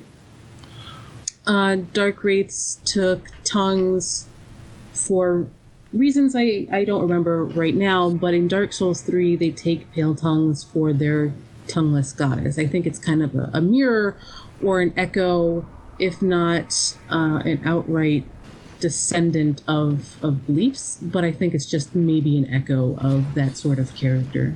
And there's a lot of touches of Aegon or the Fair Lady in there as well, and Guinevere a little bit too. Well, she's. Can we all agree that unless the Ring City pulls something out of nowhere, that she's not Gertrude or Guinevere? Yes. Okay, Yes. Good. God. Yeah. In the video I made, I went into a fair amount of detail about Rosaria, but I don't know if we want to go into that now or. We'll go into it when we get to Rosaria. Yes, hello. Oh, I don't believe we've met. I'm Patches. Unbreakable Patches. You seem to be unkindled. Do you have business with me? Oh, yes, of course. It's coming back to me now. Oh, I'm so sorry. That was my hand, as you know. But the deed, well, that was the armor's doing. Regrettable, truly. But behold, I'm stripped clean of that unruly attire. And look at you. Not a scratch. All's well that ends well, right? Yes, we'll be fine. I can tell. It's that rotten curse. It is. The untidy mess.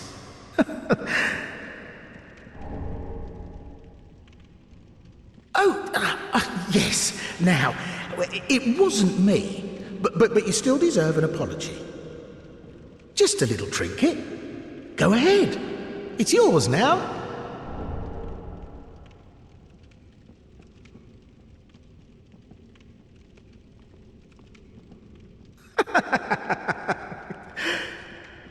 You should know, I'm a kind of travelling merchant.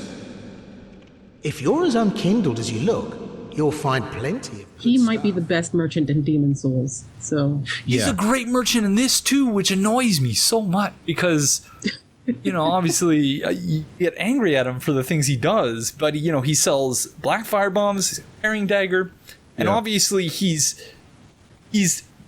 taken a Catarina set from someone.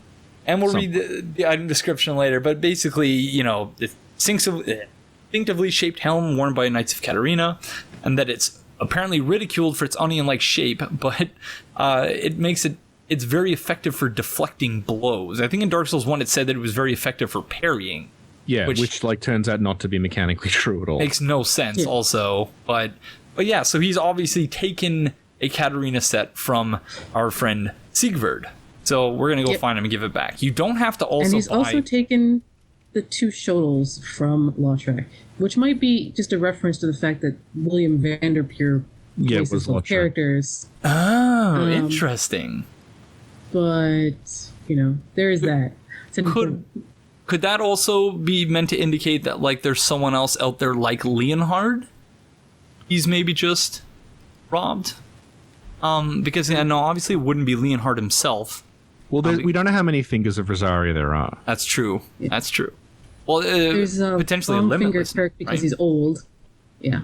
Yeah. We know 3. We know that, long finger, ring finger, and yellow finger. And then when you fight Creighton in Irithyll, he's not called something finger Creighton, but Cirrus calls him one of Rosaria's fingers. Yeah. And long finger because he's old, and then ring finger because Leonhard believes himself to be married to Rosaria. Oh. And yellow finger because Hazel's a Xanthus scholar. And yellow. They were yellow. Yeah. Oh wow. Okay. None of those designations made any sense until now. So thank you both for that kindly, because that makes sense. Especially, and we'll obviously talk more about. We're not going to do Leonhard's quest line here. On something more that we'll have to talk about later. But I liked the way that you articulated it, Casitive, in your discussing Dark Souls 3 JSF. In that, he really is sort of like a creepy, if I can't have her, then no one can kind of guy. Yeah. And that angle of it just adds a whole additional level of creepiness and awfulness to that storyline. It's also kind of a subversion of a trope that they've been doing in Souls games for a while, which is the prince who protects his damsel in distress. Which starts with Jarl of Vinland, who obsesses himself with Maiden Astrea, and which serves as his downfall, obviously. Yeah. And she was like the worst of the demons, right? Yes. Well, yes. she's kind of technically the worst, but she's also like... She's similar to the Fair Lady from Dark Souls 1, where she's like... Well, she's really powerful, but you don't see her be powerful other than auto-regenning herself. Like she will only attack you if you get really, really close to her. She'll do like a Wrath of the Gods thing. Well, yeah, but her attack is less obvious and more that she has entranced an entire zone to be murderers. She's reanimated the corpses of aborted babies, which are all over the place, and she sits in a pile of filth. Yeah. Gee, I wonder how similar that is to this. But she sits on a throne of filth. She has been reanimating the corpses of aborted, unwanted children, and has convinced an entire zone that she is a goddess, and is the mother that will soothe all their fears if only they steal the souls of unwitting travelers, which they have done to 4 or 5 people in the Valley of Defilement, if you go by the weapons that you find strewn throughout the Valley of Defilement. And she's gone there with her bodyguard, who's a guy called Jarl Vinland. And he is effectively the quote-unquote real boss of that area, because Astrea, you just have to get past him. And when you kill him, Astrea will commit suicide. Yeah, she'll be like, whatever, take your soul. Yeah. Yeah, I know that one thing I remember most distinctively about that boss fight is that the music is freaking fantastic. Yeah. So here's where I realized that, I have to send home Anri and Horace, because they're still just hanging out down there. But also I was drawing attention like 30 seconds ago to something you pointed out earlier, JSF, sort of the flow of like just this grime and, like presumably just guts and body parts and bodily fluid that is sort of flowing out almost of her chamber and down the wall. It's pretty gross in there as well. Not as bad as the Aldrich rooms, but it's not a good place to be.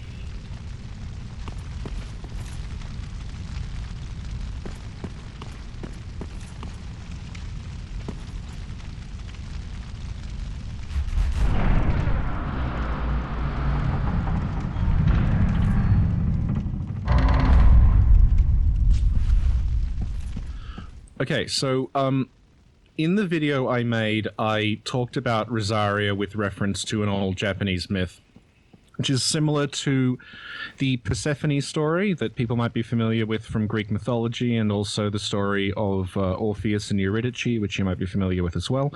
It's a story of a goddess who dies, and her soul goes to the underworld, and then her husband travels to the underworld to try and get her back. But when he gets there, because she has been in the underworld, which is this dark, corrupt, disgusting place, kind of like the Cathedral is, she's become corrupted by it, and he can't bring her back. And when he refuses to bring her back, she declares war, basically against the gods, and she becomes this sort of like death goddess figure. And Rosaria is, I think, something similar to that, where she's this formerly holy character who's been brought to this disgusting place that's corrupted her. There's been this attempt to sort of steal her away, you see, with the barred doors and with the sort of like stake things that have been hammered into the walls around her. And that kind of explains why, on the one hand, her servants are clerics, and she gives you one of Guinevere's miracles. She's very holy, but she's also overseeing what's basically the Darkwraith Covenant, because she has sworn revenge, again, her followers have sworn revenge against the other gods who abandoned her. And if you kill a Blade of the Dark Moon, if you're in Rosaria's Covenant, you get a forked tongue. And it talks about the forked tongue being a symbol of someone who is deceptive and who is a liar. And that's a Japanese idiom as well. The idea that if you're a liar and you're deceptive, you speak with a forked tongue. Oh, interesting. So it's like the gods are seen by this covenant as sort of deceptive, and that fits with the idea that they've abandoned her and they're... Yeah. And so that's why, despite appearing as this very sort of motherly, caring figure who, is comforting this man grub, that, she encourages people to go out, invade others, remove the other their thing tongue. is, we don't know if she's encouraging them or they're doing it on her behalf, because it just says they brought tongues to comfort her. Like children, or like a cat bringing a gift. But she does I also... think that's the right thing to do. Yeah. She does also require it, or rebirth. Yeah, because she hasn't got a tongue. Oh, okay. So, like, I don't know if it's connected in some way. So that the anesthesia of Astora echo.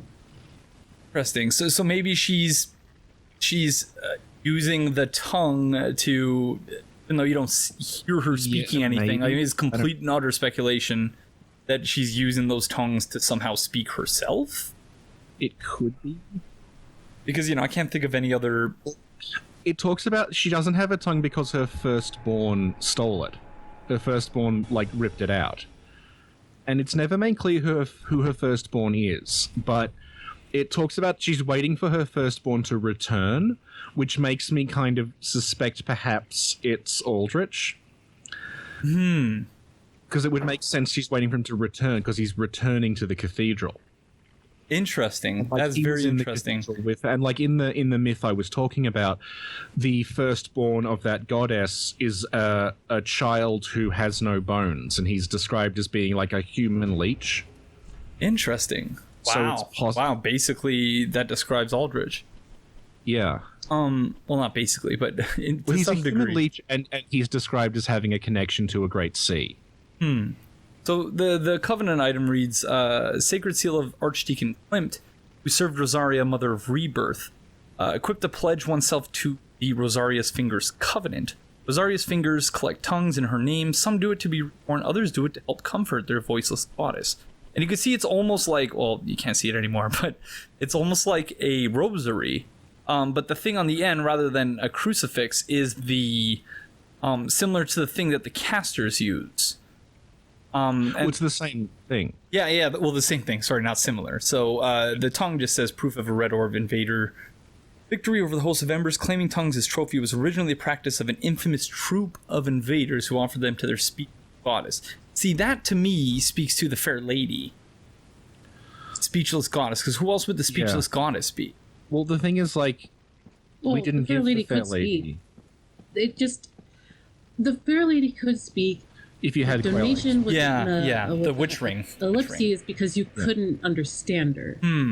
Yeah. It's not that she wasn't speaking, it's that you couldn't understand Quaylon. So this unless you had the witch room. So who's this infamous troop of invaders? I'm pretty sure it's just referring to the Red Orb invaders in this game who are taking tongues to Rosaria. Okay. So like, it's just really the way they just the Dark Wraiths will drop the tongues. Mm-hmm. But like they're not Rosaria's fingers, they're Dark Wraiths. Do they drop them even if you don't have the Covenant item equipped? Yeah, you can farm them. It's how I farmed them. Yeah. Interesting. Yeah, it's very... There's so many things going on here. But yeah, but that is at least... you know, the way that you two have articulated her sort of place in the world here. I feel like I understand it a little bit better now than I did previously, which was pretty much not at all. But yes, I agree 100% that I don't believe that is Gertrude, yeah. Anyone else other than Rosaria's Rosaria, I think. Yeah. And I think the simplest explanation, the simplest way of understanding that is FromSoft doesn't really like reusing NPCs. Hmm. Like they have NPCs who like occupy similar roles. Yeah, they echo, but they don't have exact similar NPCs. Exactly. I don't remember where the heck that item dropped from. It's probably one of the people who fell from the rafters. Oh yeah, that's right. Yeah, because it was at this point that I realized that we haven't gone to see that one evangelist. Because it was the deep gem that I picked up. But I was like, oh crap, the deep gem. And I didn't zoom in on it here, but I will try to do it in post. But the description for it reads, a gem of infused titanite found in the dregs of the Cathedral of the Deep. Use an infusion to create deep weapons. Weapons inflict dark damage but lose scaling effects. There is a darkness that lies beyond human ken. So ken is like kin, but a little bit different. No, ken is understanding. Their senses, yeah. Oh, okay. Sorry, I completely. So there's a darkness that even we can't see. Like it's too dark. It's sort of like how there's a new pigment of black that literally sucks up the light around it. So like a black hole. You can look it up. It just came up within the last. It just came in within the last year. It's got a weird artsy name to the pigment, but it does suck up black. I mean, not black, light around it. Yeah. And there's a similar pigment because the black is licensed to a single artist. And there's a similar pigment for pink. Art people, I'm telling you. It's like a black hole, but like a color. I don't get it. Because that's what black holes do, is that they suck or they don't suck, but they sort of consume everything, including light. Well, that's because of gravity, not because of the color black. Yeah, okay. Right. So this is a scientifically made pigment. It's licensed to a single artist, and as retaliation, there's another artist who has a license for the pinkest pink you'd ever pink, and he gives it away for a nominal fee. Okay, I'm gonna have to check this out. But yeah, here I was just once again sort of just toying around with the mechanics of their death noises. Yeah. And I'm not listening with sound, but I'm pretty sure that one made the Black Knight sound / Silver Knight / Alon. And then this one, because I parried it eventually, or no, I didn't actually. I failed at that. This one also makes the Black Knight noise. And again, I'm reasonably certain at this point that none of this means anything, just because I've tested it and I can't actually wrap my head around, make any sense of it. But this one, when I eventually get around to pairing it again... I don't know why I had so much trouble. You can do it. You're just late. There you go. And, yeah. This one, because, again, I parried it. And that's why I sort of look at the camera here, because I'm like, yep, no Dark Knight noise. No Black Knight noise. So, I don't know what the hell to think about that. Darkness beyond human ken, there is like a darkness that even we can't really comprehend as humans, and that's just the real world example. And the other thing I wanted to ask or put forward is infused titanite gems themselves. They're pieces of the titanite demons that we basically kill all of in Dark 1, right? demons are absorbing the power around them and becoming infused titanite, yeah? Because that's how you infuse, say, vodka or whatever. So, pretty interesting that you have bits of demons still absorbing the power around them.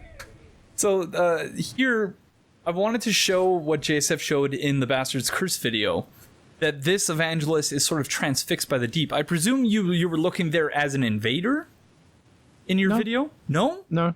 Because she won't aggro unless you're really close to her, but her default is she just stares outward.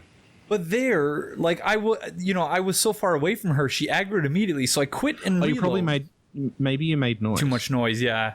But then, look, I quit and I reload, and I'm like looking around the corners because I'm like, where is she? She completely disappeared. Oh God. And like maybe she's on top of wherever this is, but she's gone. Maybe she respawns at least. Yeah. So I managed to get Grey Rat to disappear from the world. Seriously? He doesn't respawn. Yeah. Wow. Well, yeah. So I don't know what to think about that, but I wanted to show. But again, it's in JSF's video, The Bastard's Curse. But this is the balcony that you were referring to earlier.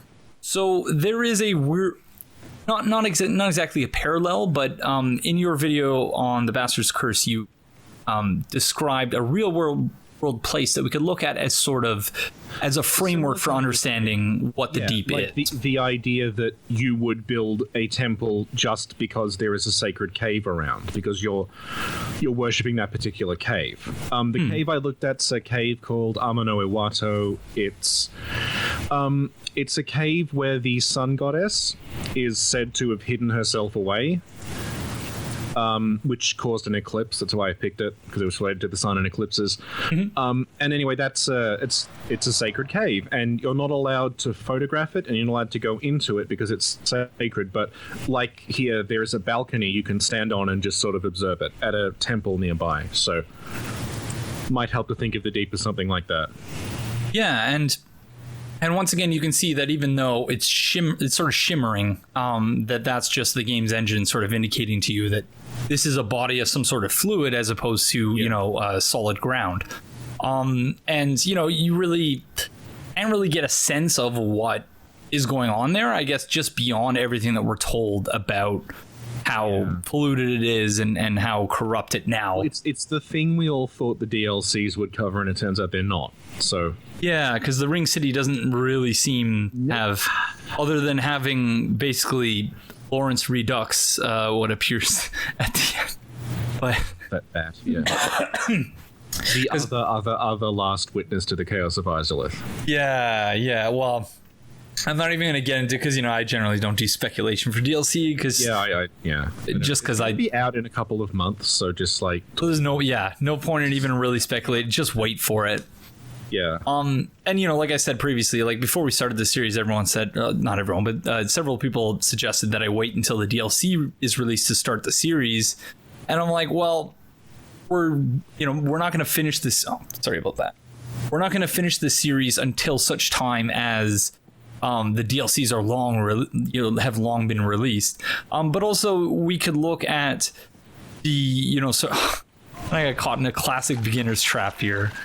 That the DLC, the extent to which we misunderstood the story of the game prior to the DLC can itself be sort of an interesting object of analysis as well. Yeah. But yeah, that sort of balcony there, so this is something you pointed out very early on, before I even knew what the deep was, that the primary purpose of that balcony seems to, other than, to give you the gem, which teaches you a little bit about the deep, that, actually see this big body of water that is the deep. Yep. And so presumably, like, the water leads to some sort of underground, like if you were scuba diving down there. Yeah. Like, people have suggested that the deep might be the abyss from Dark Souls 1. Like, I don't think it's literally the abyss, but it might be. I don't think so either. Surviving in a changed form, in the sense that, like, Darkroot Garden becomes Farron Woods. It's like kind of the same place, but you wouldn't say they're the same literally. Well, like, and this is something I mentioned previously, but there were those like little pustules in the Royal Wood, which became Darkroot Forest. The pustules in the DLC, in the Artorias of the Abyss DLC, that sort of, like, when you hit them or when you destroy them, sort of vapor rises up. Yeah. Which, you know, and when you look into the pits, like there's slime on the edges, but there's no, it's not like a pool of liquid, right? Yeah. Well, the thing is, like, there's a fair amount of retconning in Dark Souls 3 on things that, like you were talking about King Jeremiah before, like, and Yellowfinger Hazel, like, the whole... Anyone there? Anyone at all?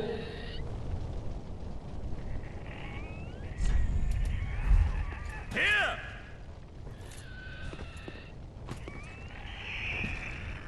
Oh.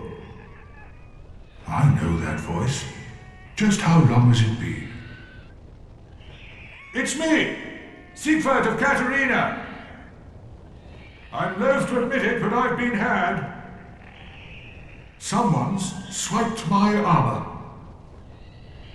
Did you happen to see it anywhere?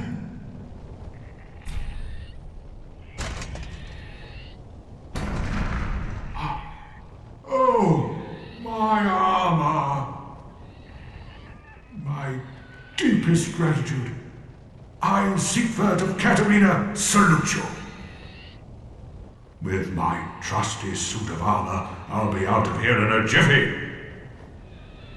Until we meet again, comrade.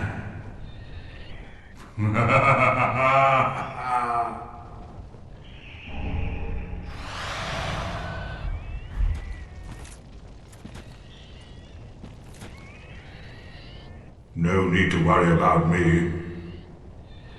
With my trusty suit of armor, I'll be out of here in a jiffy. Until we meet again, my good friend.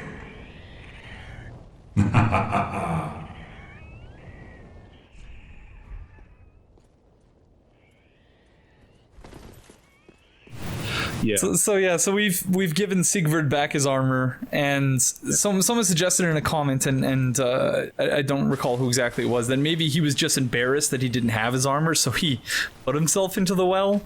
But I don't know how Patches would have pulled that off. But again, Patches is like basically supernatural. So I think Siegward is the type to contrive something like that. No, I guess that's true. Yeah. But anyway, so you were saying how Dark Souls 3 does a fair bit of retconning. Yeah, and like I was using the example of the Xanthus scholars and King Jeremiah and Hazel that we talked about before.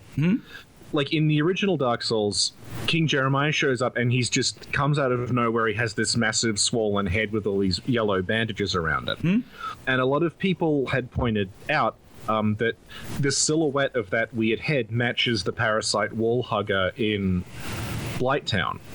Oh, okay, yeah. Like, around Jeremiah, you find all these other pyromancers who have these swollen heads.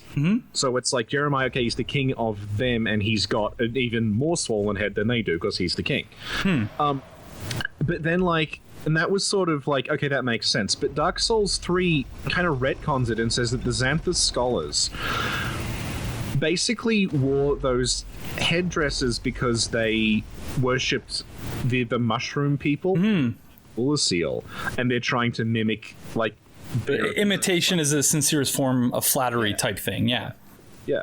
And, like, so that clearly wasn't the idea in Dark Souls 1, but they've, like, changed it. And I think, honestly, that was a change for the worse, and it makes them less interesting as a result. But, like, and so you think the Deep might be something similar? What? No. In its relation to the Abyss? Well, I think that, like, the Deep is, like... The Deep is possibly to the Abyss what Farron Woods is to Darkroot Garden. Like, it's... Oh, okay, yeah. The same kind of place, but it's so far in the future that it's not... You don't look at them as the same place anymore. And that makes sense when you consider the statistical... Like, the stats in the game, and the mechanics of how Deep and human damage work, right? Yeah. Yeah, because deep damage is... both just dark, right? They're dark, but deep doesn't scale. I guess because it's beyond human ken. So it's like... It doesn't matter what your faith is, it's always going to be the same. Oh, that's very interesting. That is very interesting. And so, we're obviously doing this boss fight twice.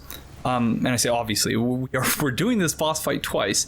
The first time just so that we can sort of play with the the mechanics of it and sort of just see the process of how it is that I don't want to say they're summoning the deep, because that's what I used to say, but I don't know what it is. Yeah.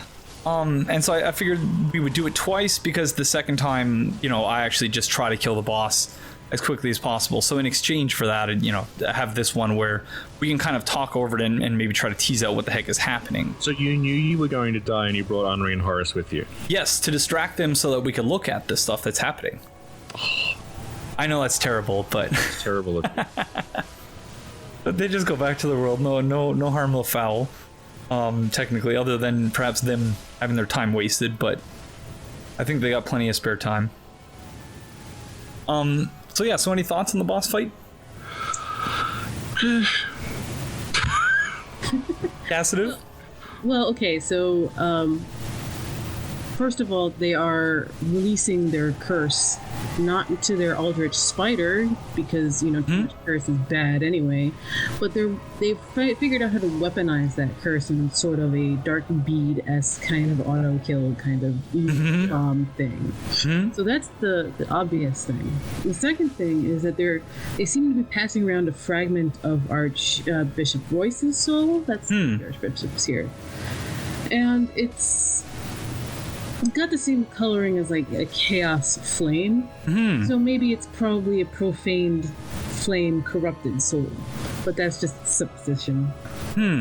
So they're passing his soul around, and then when you go through enough of them, he manifests as a sort of last-ditch effort to keep you away from the coffin. Or get his minions enough time to do their nuke bomb of a curse on you. Which they appear to be. This is the beginning of the process right here. Yeah. So it establishes a lot that they've got curse within them. They've got a lot of curse in them. It's probably why the Aldrich Spider has a lot of curse in it. They're passing off their excess off to it. So, like you pointed out earlier, it's kind of like the I think it's the law of the conservation of energy, where mass is neither created nor destroyed. It's just like it changes forms, and similar to the curse, when we use a purging stone, we're giving it to the stone. We're not getting rid of it; it's just transferring it. Yeah. Right. And similarly, when we use the Firekeeper to get rid of our hollowing. Or to get rid of our Dark Sigil, she sort of takes it into herself. Yeah. And game, right? And you can see here that the coffee filter on that video. You what? Sorry. Remember the video where I said she was like a coffee filter? Yeah, spiritual coffee filter. Yeah. Coffee filter. And so you can see here, it just really starts pouring out from the top of the coffin. Yeah. And yeah, I think there is a roof, even though it's not clear. Like it's hard to say. Yeah. Like a really tall tower thing. And then this is the part. So when you're looking at this part with binoculars, you can't actually see this for some. But yeah, that is the corruption of the deep being, weaponized. I guess I like the way you put it, Casitive. Yeah, I had a discussion with Candidate about like the whole. Just continue. Thing. Just the whole curse thing, where like there's so many different things in the game that curse you. Some of which are related to the dark and to humanity, and some of which don't appear to have anything to do with it. And it's a very weird thing to try to figure out the logic behind, assuming there even is any. Like the pus of man can curse you, but only the pus of man that are growing out of the dragons. Yeah. That's true. You have all this weird stuff where, like, it's curse and you cure it with purging stones in Dark Souls 1, and it's distinct from hollowing. Then in Dark Souls 2, hollowing is the curse, and what we think of as curse here is called petrification. So different, yeah. You cure it with anything. Then you cure hollowing with effigies. And then here, you're like... You get told on the Dark Sigil description that basically hollowing is a curse. And then, but curse still petrifies you and you still use purging stones, and purging stones will take away hollowing as well, but they won't take away the curse status effect. And it's like, oh god, it's like there is technically no curing hollowing, But it's almost like you're treating the symptoms or just transferring the symptoms to something else. Yeah, you transfer it to the Firekeeper. What does Velka do? She like makes it go away. It's absolution and dissolution. I think you're not giving the curse to Velka, are you? To the statue, right? Maybe. I don't know. I've never actually tried using the statue, so maybe I'll try doing that at some point in this playthrough. The statue for absolution because having to proc the Londor Paleshade, the number of times you need to get Londor Paleshade's armor is enormous. Oh. Yeah, I've never got that armor set. And so... Meralda. So dissolution is for NPC aggro, right? Or no, that's absolution. That's absolution. And dissolution is for hollowing. Yeah, I think so. I'll have to test that out just to be sure. But yeah, I was just showing again here the... So Klimt was the one of the archdeacons who attended to Rosaria, right? Or Rosaria. And like there's one directly outside that's holding that staff. Which is presumably Klimt. Symbol. So that's probably Klimt. Yeah. We meet the other two deacons. The one who drops the red sign. McDonald's in the Boreal Valley. And Royce is the one... Royce is the boss. The boss fight, yeah. So those are the three of the archdeacons, and that's where they're all kind of dispersed. Klimt, yeah, because if he actually went, he could have lost his faith but still wanted to serve Rosaria. So he dropped his bident there and then went to the rafters of the cathedral and to Rosaria in whatever way that. The man-grubs look like they're defending Rosaria's chamber. They're trying to keep her, yeah. And something that we didn't talk about is the whole 5-time limit for rebirth thing, which it would be really cool if it actually allowed you to become a man-grub. I would love that because it reminds me sort of like the parasite form Dark Souls 1, which was really, really cool. I really enjoyed that. It's one of those things that's completely useless, but it's awesome. But I feel like that might have been cut content. That was probably a possible thing at some point. But like Otzdava recently made a video about Dark Souls 3 where he said that he's obviously like his videos are quite jokey, so they're comedic, yeah. But he still has good points. He says basically that the idea behind the 5 rebirths is to force you into New Game Plus.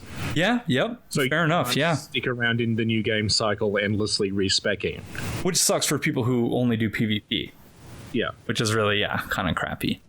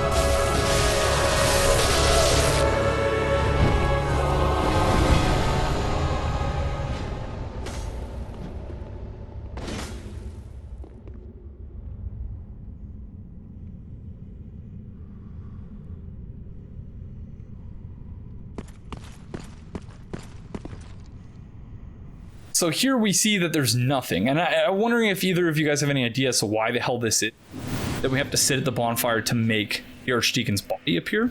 I guess that's just, like, that's a standard thing with the engine, though, that, like, the world won't update unless you refresh it, basically. Oh, that's true. Okay, so we pick up the Archdeacon set, but we also have the soul of the Deacons of the Deep, one of the twisted souls steeped in strength. Used to acquire many souls or transpose to blah blah blah. So after Aldrich left for the Boreal Valley, as we established earlier, Archdeacon Royce remained in the cathedral with the High Priest to keep eternal watch over the Master's coffin. And if we zoom in on it, yeah, you can see sort of looks like sperm cells.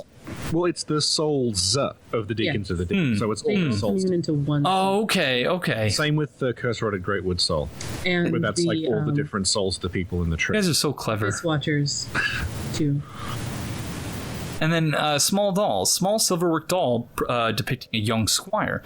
In the legendary old city of Irithyll, situated in the Boreal Valley, the Pontiff Sullivan gave this doll to valued subjects, so that they might use it to cross the barrier when they return home. Listen carefully, and you can hear it say, "Wherever you go, the moon still sets in Irithyll. Wherever you may be, Irithyll is your home." And it's not just... And so there's the squire. And notice also the same symbol behind it that we find on the crucifixes in swamps. It's also... it's the moon. Yeah, it's, that too. It's the blades of the dark moon symbol. Yeah. It's broken. Yeah, and it's snapped. Yeah, that's right. And so we also have the white crown worn by an Archdeacon. Presented solely to the delegates of the gods. Of the three Archdeacons, one cast off his white crown and left the cathedral to stand by Aldrich. So that's MacDonald, right? Yep. And then this one's saying that, yeah, one of the three, one stood over Aldrich's casket, so the one Royce talked about, Royce. And then the third one, Klimt, attended to Rosaria, mother. Yeah. Mm-hmm. And then I think we also have the spells here. I think I forgot to look at them at Firelink. Yeah. So sorcery of Archdeacon Royce and his deacons, said to have been imparted to them by MacDonald of the Boreal Valley. Fires dark soul dregs. Souls which swell from the deep pursue their target, drawn toward life. Very similar to the item description for the pursuers from Dark Souls 1. Yeah, and the Dark Arrow as well. Mentions that the arrows kind of seek. Affinity is pursuers. In Dark Souls 2. No. And in this one as well, right? Yeah. Affinity is pursuers in this one, yeah. And then we also have the Cleric's Candlestick. Candlestick used as both a sword and catalyst, worshipped by the Deacons. The Deacons, under the guidance of Archdeacon MacDonald, became both clergymen and sword. Which is weird for, clerics. Yeah. And again, sort of another chain link. And like the catalyst you get from MacDonald scales with intelligence, doesn't it? Which is, No, it's either a miracle catalyst that scales with intelligence or a sorcery catalyst that scales with faith. I can't remember. Backwards it's in something either like case. that. Yeah. It's one of those weird scaling things. And yeah, so you see, it's actually like, because of the light, it's really even hard to say whether, because Casitive was questioning earlier. I don't remember if that was off camera or not, whether or not this was outdoors. Really hard to tell. I think like during the sort of when they're summoning up the deep, you can kind of see that there is a roof thing that doesn't look like it's textured. I wonder if we look from Bort's boss room and we look at the cathedral. I wonder whether we would see this room from the outside. You'd expect this room to be like a huge tower. Yeah, exactly. That's what I was thinking. Recall there being one. I will have to go and have a look and see whether that is indeed the case. But yeah, it's a really cool... Can use a flyer and fly through it, I think. Oh yeah, that's right. Yeah, I often wish that I had this game on PC and a PC running Dark Souls 3, but so do I. gonna deal us lowly console peasants. And yeah, all this sort of I guess those are incense. I don't know what they're actually called. Incense sensors. Sensors, yeah. Yeah. And that like incense comes out of them, right? Yeah, you put incense in them and you burn it, and it like the incense sort of suffuses the room. Thank you for explaining it properly. And all of these, I don't understand this, but again, yeah. Like the fact that they have those same statues out of which, maybe they closed them off because of the poison? Because we were saying earlier that those ones might have been used for, rinsing things off with water. Yeah. Also, I got that wrong. It's a Misogi, not Mizubon, and Mizubon is a bath. And okay. I'm really, really paranoid about getting that wrong ever since I said it. Oh, shite. Well, we can put an annotation on the screen when you said it at first. Let's do it now. I apologize for any offense I may have caused.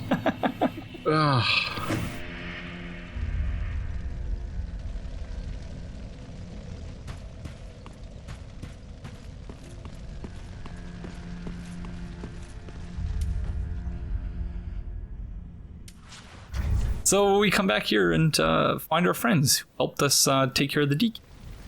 Oh, and we meet again. We spoke before on the Road of Sacrifices.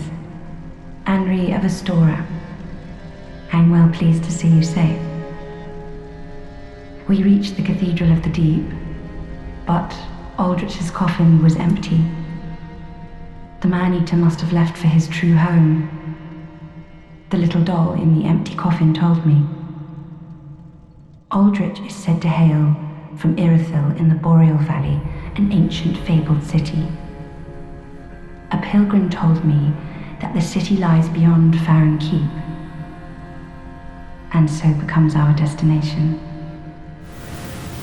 So a couple things to mention there. The first being that when she mentions that the doll spoke to her, she wasn't, she's not being crazy or anything, pointing out that the doll actually speaks. So I gloss over this when reading the item description, but you see that it actually says, listen carefully, and you can hear it say, so the doll is just repeating over and over again, presumably, wherever you go, the moon still sets in Irithyll, wherever you may be home, which is kind of creepy. But yeah, that it was speaking to Anri. As well, we find out that Aldrich's honest home is Irithyll in the Boreal Valley, an ancient fabled city. A pilgrim told me that the city lies beyond Farron Keep, and so becomes our destination. Yeah, I think came from Irithyll. So, and then the second thing is that she's already being led by an agent of Yuria. She says a pilgrim told her, so she's being led in a very particular direction. Yeah, it's probably that pilgrim in Church of Yoshka. Yes. And later on in Darkmoon Tomb. That's like Anri's version of Yoel. Yeah. I actually hadn't thought of it like that before. And I sometimes wonder if, Anri's not being led by Yuria, they're being led by Liliane. Because there's three sisters. And there's Yuria, Frida, and Liliane. Obviously, Yuria's here. And Yuria won't show up until Yoel draws out our strength. And then Frida's obviously in the painting, and then there's Liliane. And Liliane is actually visible in the ending. To get Lord of Hollows, there's two people in the black set who are bowing, so that's presumably Yuria and Liliane, which makes me wonder if she's the one who's guiding Anri. Yeah. Well, that's entirely possible, and hopefully we learn more about Liliane when. I hope so. Yeah. But so this is the last level that we'll be getting from Yoel.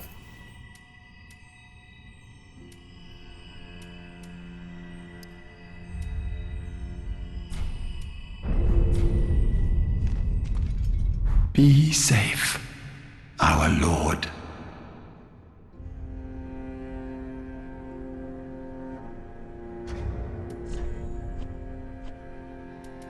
Dark sigil, a black keeping of the flesh that resembles the brand of an undead.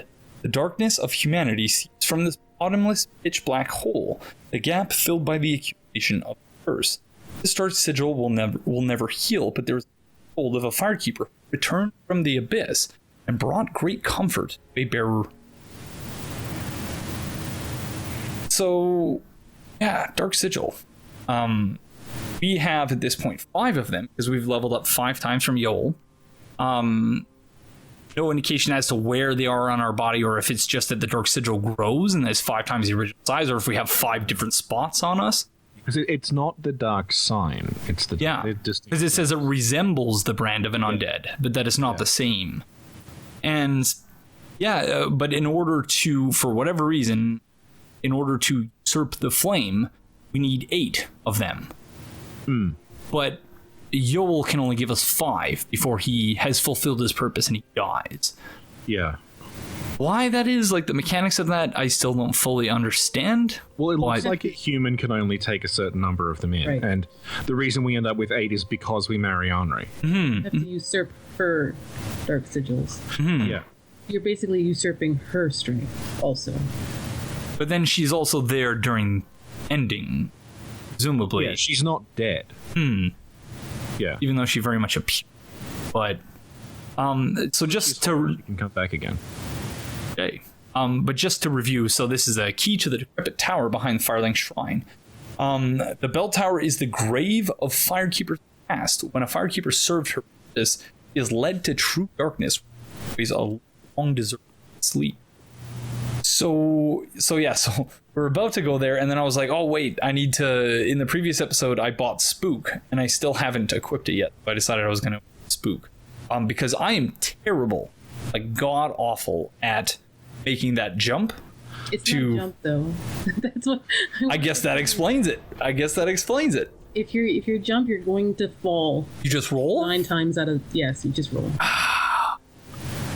So many, like, and just platforming in general in the Souls games I hate. But yeah, it's not good. There was another spot. It might have even been in Bloodborne, where I was always jumping at a certain spot, and then someone's like, "No, you just roll," and I was like, "Are you serious?" So we're gonna go check out the tower behind the bell tower behind Firelink Shrine, and I wanted to ask whether it was just a coincidence that doesn't mean anything. But earlier in the episode, when we got the deep ring, we also got that from the top of a bell tower. Oh yeah.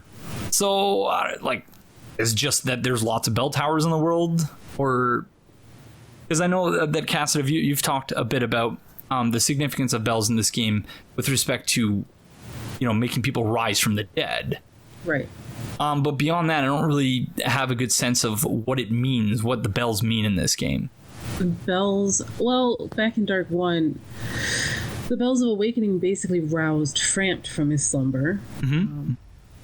And so the original prophecy told would-be chosen undeads to go bring the bells, and then they'll figure it out. And bells are pretty important, at least in FromSoft's kind of view, because it pops up every once in a while. But as far as Dark Souls in particular, in 3, you wake up, you start the game with a bell. Almost, if not every boss fight has bells in it. Even in the beginning, like you pointed out in the Abyss Watchers, the very beginning of their music, there's a bell, and then they all start rising. Yeah. Which is really clever and a nice catch. It's definitely... You're definitely awakening different, like Ashen ones. Chosen undead, they're just undead. I mean, they appear, at least apparently. And Seekers are very similar to that. But Ashen ones rise from the ash when the bells ring in alarm. And so this is presumably the bell that woke us at the beginning of the game, then. Yeah. Right. Yeah, and like something that we talked about is that's probably like we see the bell ring and then we see our Firekeeper put her little tiara mask thing on. So it could be that's the Firekeeper that that's like the previous one, she rung the bell. These are more alarm bells of awakening than they are bells of awakening, because back to original interviews, Miyazaki said that things have failed, the apocalypse has happened, this is the end. Well, actually, we're past to the end, so this is like a last-ditch effort, more or less, clinging to sort of the scraps of the world that is has basically already fallen apart.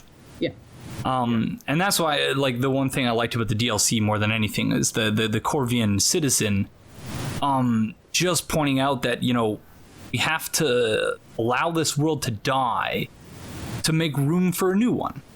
To burn it away. And every other force in this game is either trying to prevent, maintain the status quo, or to subvert it and bring it somewhere else instead of just allowing it to die and become reborn. Well, that's the difference between humans and non-humans in the series. Humans are fundamentally afraid of the unknown. In the entire series, that's been the basis for almost everything. I mean, Gwyn isn't technically human, but he was afraid of change.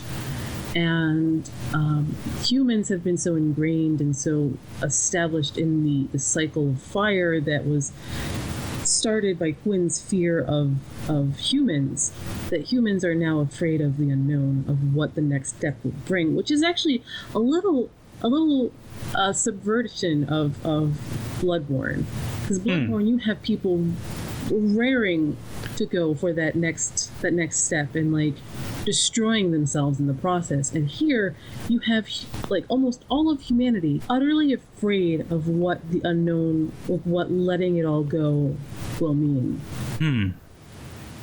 So we just picked up the Firekeeper soul, which we missed the description, but it basically just says what we were pointing out earlier, that the Firekeeper takes the curse onto herself. Sorry, friend. Be more careful. By the gods, curiosity is going to kill you, kittens. Some places are better left alone, you know. Oh, sorry. Am I a tad too late?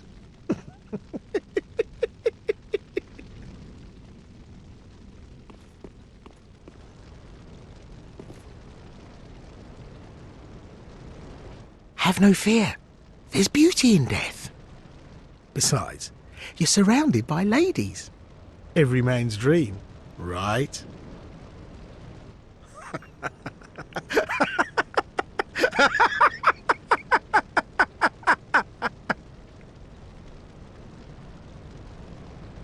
Oh, no matter. I'll look after things. By stripping every last trinket off your corpse, you're gonna make some lucky customer very happy.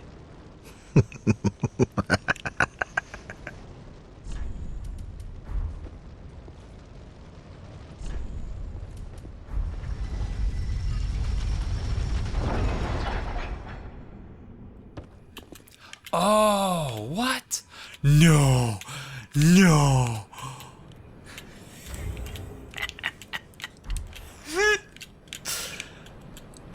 Oh my god, what did they do to your face, man?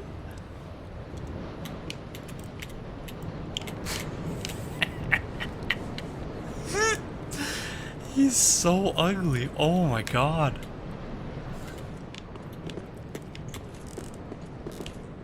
No.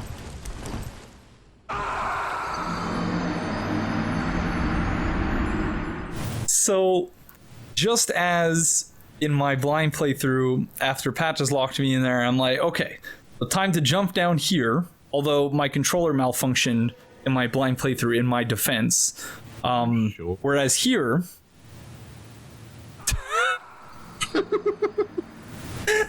So I obviously also misunderstood what Spook was supposed to do, because I guess once you go past the kill volume, it completely nullifies it, right? Yeah, Kill box doesn't. It's only things you would have survived if you were on full hit points. Yeah. And full damage is percentage based in Dark Souls. Yeah. And so there I was just being a baby. What the hell is Spook? But yeah, so we were pointing out just that thanks to Yosa, who provided a translation throughout this entire playthrough. One of the earlier translations he did for us was of the Firekeeper soul, which in Japanese is specifically called the Tainted Firekeeper soul, and which is why JSF has described the Firekeeper earlier in the game's life cycle as a spiritual coffee filter, which I think is still a very apt way of describing her, or at least the role of the Firekeeper in general. And in this particular instance, that, you know, the item description says that there's a story of someone who returned from the abyss long ago, and she comforted that person.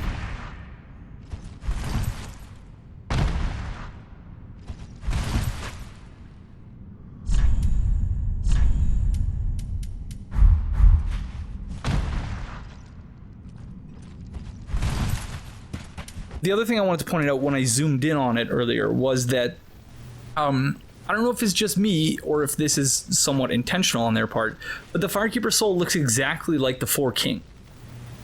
Like the same way the tendrils sort of like swirl out. All right. Well, And- doesn't it just look like the Firekeeper souls from Dark Souls 1? But No.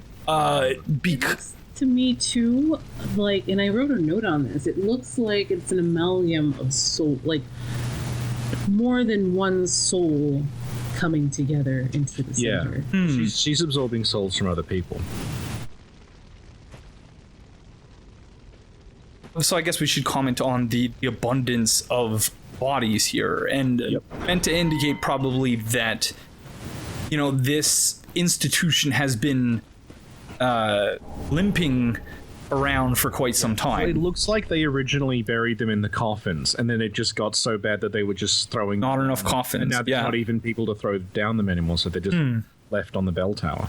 And so this ring is crafted from shards, presumably Estus shards. The shards, yeah. Increases HP, sort of by Estus flask, and so it was entrusted to a certain Firekeeper who in the end never met her champion. Yep. So presumably referring to Gundyr, right? Yeah, because Gundyr was held prisoner. And- because he has the prisoner's chain. He was held prisoner so he wouldn't meet her, and she never met him, and they made plays and passion plays about that for the masses. But here's the other thing about that is that Estus shards, at least in the original Dark Souls, Estus flasks were made from Firekeeper souls. And the Dark Tales, which it references, because apparently there was at least an Apocrypha in Dark 1, that they died to protect it further. Just quite Wow. the last bit. So her Estus shards, she died to protect it further and to hold on to the dream that she'd meet her champion, which she never met. You're alive. Now, hold your horses. Let's have a nice talk about this. I'll come clean. I did you wrong. I didn't mean it, though. Not one bit. You get these urges running the business and all, and I hate myself for it. I do. You know what I mean. Terrible, really. But I can see you'll forgive me. You're alive, after all. And that's what counts, right?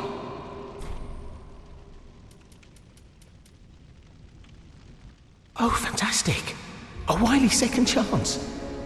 I knew you'd understand. I just knew it. The heart of a lion. A model for the rest of us. A true friend. Forever. I see you've met Greyrat. The slinking rodent. But he did me a good turn back in Lothric Dungeon. Doubtless I should do something about that little dead. Well, maybe not. Well, I can hardly believe he's still standing. No. But we have the Horsehoof ring, which says an old ring with a seal depicting a hoof. Boost kick effect. Unbreakable Patches adored this ring, and the feeling that it gave him when he kicked his marks into the depths of treacherous traps, but suffered no shortage of ridicule from his associates for relying so heavily on the tired old trick. But who is the sorrier? A horse who knows only to kick, or the fool who approaches the old beast without thought? So is that a jab at players? Yeah. Yeah. I think it is. Yeah. I thought so. Yeah, I love this ring, and I love Patches notwithstanding, what he is. But I was just saying that I think, and the his armor set, quote unquote, sort of talks about someone with a heart of gold, or his heart was as true as gold, and his skills unmatched. But Patches, This might be a Demon Souls reference too. Have a heart of gold, don't let them take it from you. Stockpile Thomas. Stockpile Thomas. Yeah. And yeah, but Patches in this game, his relationship with Greyrat shows that he's actually kind of a human being, and is capable. He will save Greyrat if If he has 'cause Siegward's armor. I actually screwed it up and I had to save it this way. I had to get Patches to save him. Well, it's really cool the fact that he actually does something good for once in his multi-game existence, as best as I can tell. I don't think he's ever done a good deed before. Patches will aggro on you if you aggro Greyrat. Really? I've Okay. But I've never done it. But I need to test that. Yeah. So I meant to mention this earlier when you brought when you brought Redgrave and the evangelist thing, because he told me when we recorded the finale for Bloodborne Let's Talk Lore, he told me that you could save Grey Rat in New Game Plus, and that's not true. No. It made sense in theory, but I tested it and I was like, well, that was a good idea, but it wasn't true. So I'm curious to test the evangelist thing with the giant to see if he's that. So I nailed it this time. He got it from a guide and then he tested and it's like, yeah, it does work. Okay, interesting. So, robe worn by the guardian of the shrine, the firekeepers were robbed of light to better serve as vessels for souls. Only those who cherish the writhing searing darkness given the black fire. The writhing searing darkness. That's similar to how humanity is described, how it writhes under the skin of the firekeepers in Dark Souls 1, right? Yeah. Yes. I don't remember who, which one of you it was, but someone said that, or I think it was you, JSF, said that the Firekeeper soul in Dark Souls 1 appears to just be redrawn in Dark Souls 3, but in fact, if I'm recalling correctly, and I'll do a side-by-side on the screen, but I think that the Firekeeper soul in this game, the tendrils sort of curve at the end, similar to the Four Kings. Yeah. Whereas in Dark Souls 1, I think because the soul is not corrupted, all of it's straight. They're just straight lines all the way around it. If that makes any sense. Yeah, I get you. Yeah. Whereas there's a curvature similar to how the Four Kings look in the Abyss, which makes sense if that is a tainted Firekeeper soul. Yeah. But that context is for some reason lost in the English item description. So we are going now to meet who, I don't know about you guys, I think she is the coolest looking NPC in this game. Like that fashion souls though. And and you can't get that set until she's died in the ending. So you can't on new game like be Lord of Londor wearing that set. Oh, so you need to wait until New Game Plus, you mean? No, you can do it like in the space between.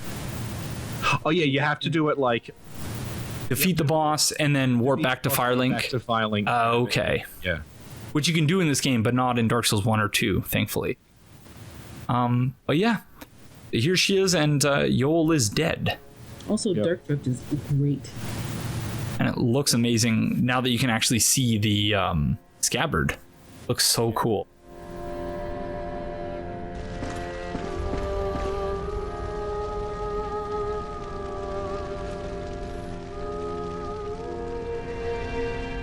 Oh, prithee, art thou good Yoel's master?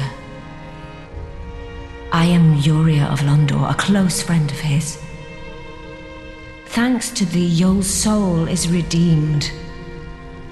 Allow me to express my gratitude in his stead.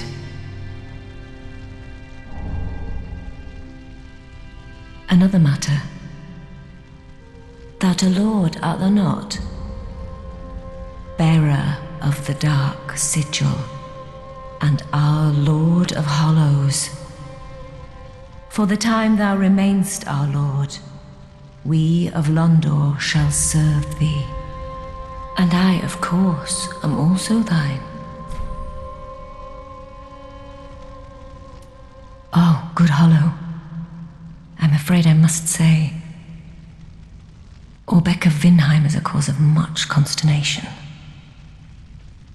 He proclaimeth himself Lord of Hollows. If left alone, he may one day imperil thy rule. Fall to this matter yearly, else we are unravelled. Decisiveness is the mark of a true monarch. So we get Purging Stone, ash-colored stone encasing a skull, reduces undead curse buildup and cures hollowing. Inhabitants of Londor, the land of hollows, use this secret treasure to feign normalcy. Occasionally, a hollow fools even himself and turns on his own kind. So as we were mentioning earlier, that the stone, it is actually literally encasing a skull. So to whomever that skull belongs, that's the person to whom we're transferring our hollowing when we use a Purging Stone. Mm-hmm. Yeah. We also have the Poison throwing knives, dipped in poison, throw at enemies to inflict poison damage used by assassins of Londor, Land of Hollows. The poison is jokingly known as Hollows. And we're back to having the poison indicated by the color purple, whereas in Dark Souls 2 is green. In Dark Souls 1 it was purple. I love the new, like, higher definition item. Oh, definitely. A Braille Tome of Londor, first spoken by Liliane of the Sable Church, so the third sister of the Sable Church. Yeah. Give this to a storyteller to learn miracles of Londor. This is a forbidden tome, as it offers salvation to all hollows and conversely keep all things living. I don't get that part. The insignia on the front looks similar to, I think, the White Ring. Yeah. Or maybe other than it's just a circular, that might just be the extent of it. The Dark Hand, a weapon that allows its wielder to evoke an art unique to Londor, the Land of the Hollow. It's Land of Hollows and then Land of the Hollow, I guess. Yeah. It is also said to be an ancient relic of a primordial serpent, Oth. The Dark Hand mercilessly saps the essence of its victims and also double as a special shield. Cannot be used. So life drain in this, instead of draining humanity like it did in Dark Souls 1 when you had a soft humanity counter, it just drains switch. It's disappointing, but it's actually not a bad weapon. Provide early, you can't upgrade it, but it scales like evenly with all your stats. Interesting. So early on, it's 12,000 souls, which you likely don't have. It's low stability. If you get Yuria early, you can grab that thing and punch your way through a pretty substantial chunk of the game with it. Interesting. Wow, I had no idea. No, I have plenty of souls. So we also have the Untrue Dark Ring, one of the illusory rings worn by the Hollows of Londor. Retain human appearance while hollow. The Hollows of Londor are wretchedly aged, fraught with deceit, and dubiously secretive. It is no wonder that they are deeply twisted. So that's what I was thinking, the sort of, I guess, gem in the middle of the ring there. I was thinking that was probably what was on the front of the Braille Tome. But because it's just, a circular thing. One of the so for the Untrue White Ring, one of the illusory rings worn by the Hollows of Londor take the appearance of a phantom. The Hollows of Londor are wretched, so basically the same thing. Yeah. So yeah. Except Londor. White Ring looks like it's made from scales. And it also has like a mist sort of coming out of it too. Yeah. I see the scales. Yeah, wow, good catch. Like a snake. Like a serpent or a snake, yeah. Till we meet again. May the dark sigil guide thee. But yeah, so we are now, according to Yuria, a lord. But we've still yet plenty to do in order to actually, fulfill our mandate as a lord, as it were. Yeah. And yeah, what I was just mentioning, I have actually plenty of souls, thanks to the Memetim, who gave me 99 souls of a champion. So anytime I've needed something in the playthrough, I've just gone to my item box and just, let's get some souls. And then just use whatever. And I also thought I would use this opportunity, just like in Bloodborne Let's Talk Lore, to sort of look at the differences. It doesn't really mean anything, but I find it interesting, the differences between sort of the particle effects when you're using one soul versus another one. Whereas in Bloodborne, it looked sort of, in particular, at the difference between the Madman's Knowledge, Great One's Wisdom, and the Umbilical Cord.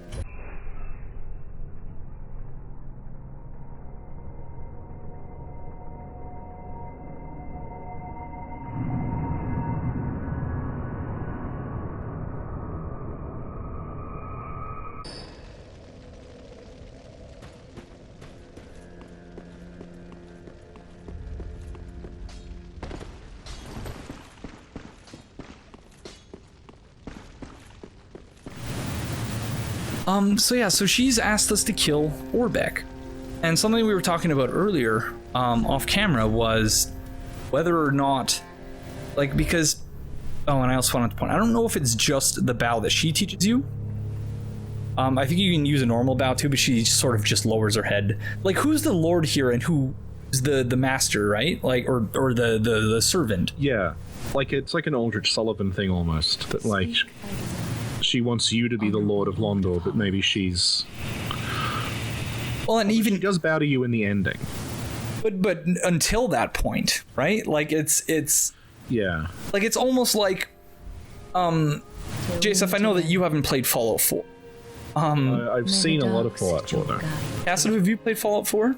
I've seen a lot of it. I haven't played it. So it's almost like in Fallout 4 where you're made the quote unquote general of the Minutemen, and so you're ostensibly the head of this faction, and yet every single thing in the game really portrays you and treats you like you're just running errands. You're not actually in charge of anything. Everyone else tells you what to do, and I feel like it's a very similar situation with Yuria. That you're not properly the Lord until the very ending, and she's just giving everyone the same spiel to, because there's clearly there's more than one person she's grooming for this, obviously. There's more than one chosen undead too. So. Limitless number.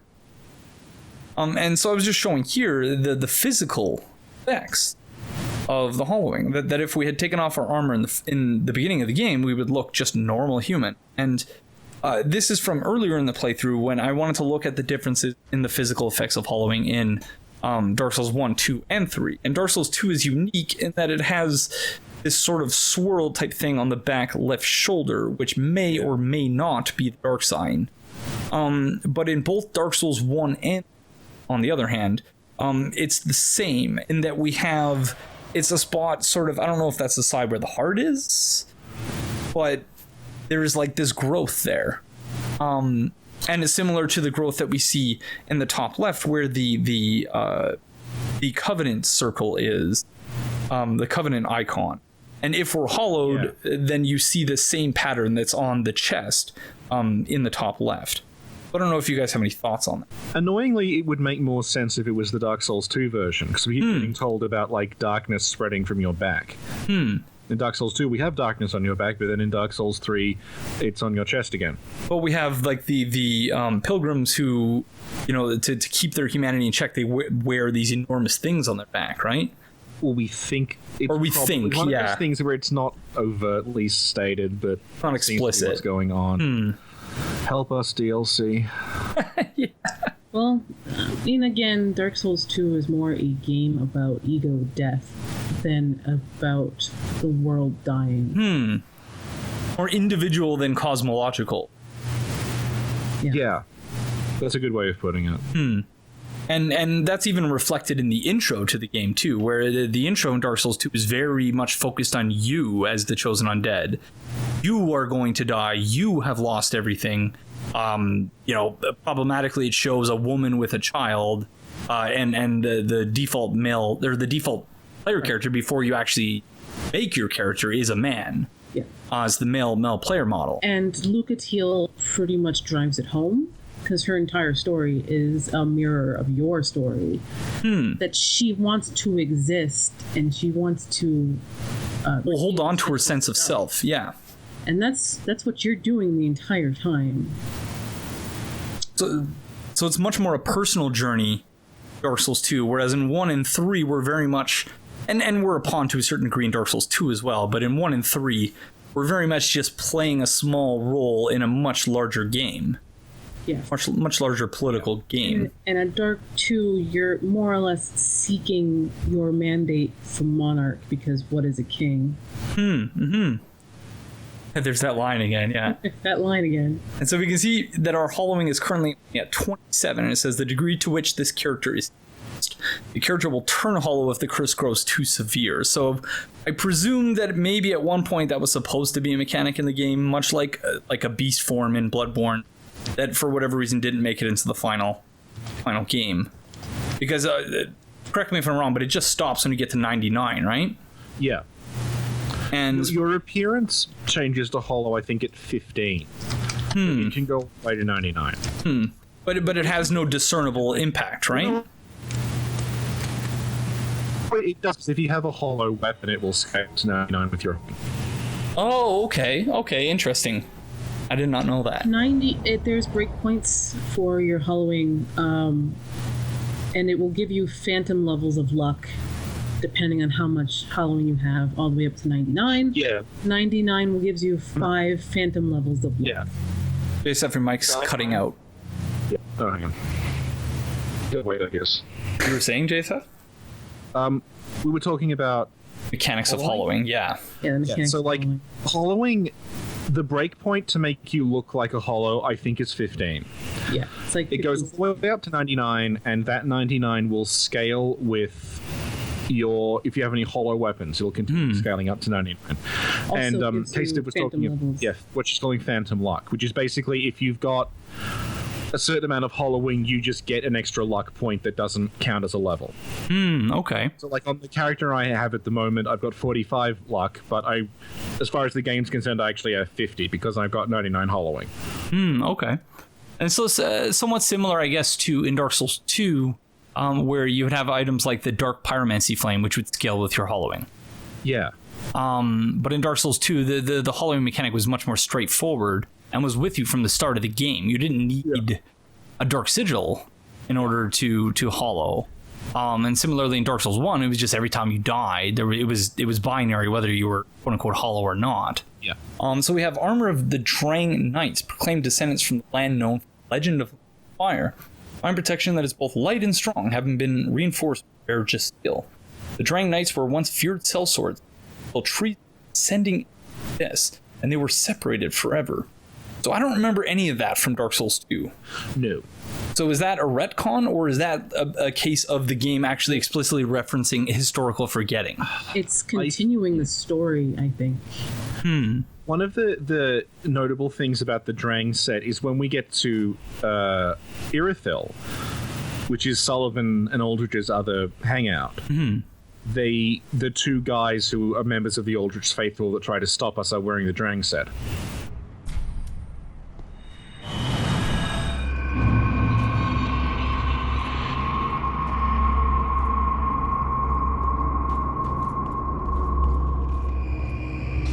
Oh, good hollow.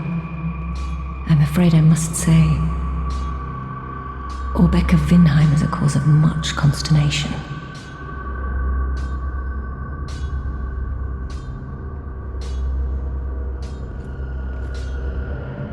He proclaimeth himself Lord of Hollows. If left alone, he may one day imperil thy rule. Fall to this matter yearly, else we are unravelled. Decisiveness is the mark of a true monarch. Back again, I see. I suppose this means you're after sorceries.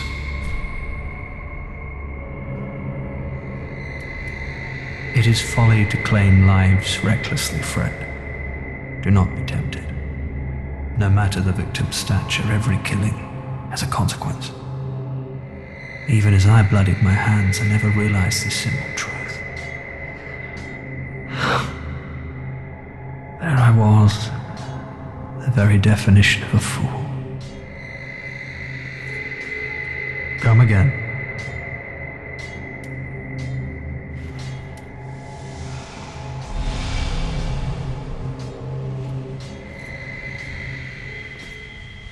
What is this about? It seems too late. And there's only one thing to do. With regret, I will end this here and now. But why? Is that all I'm worth?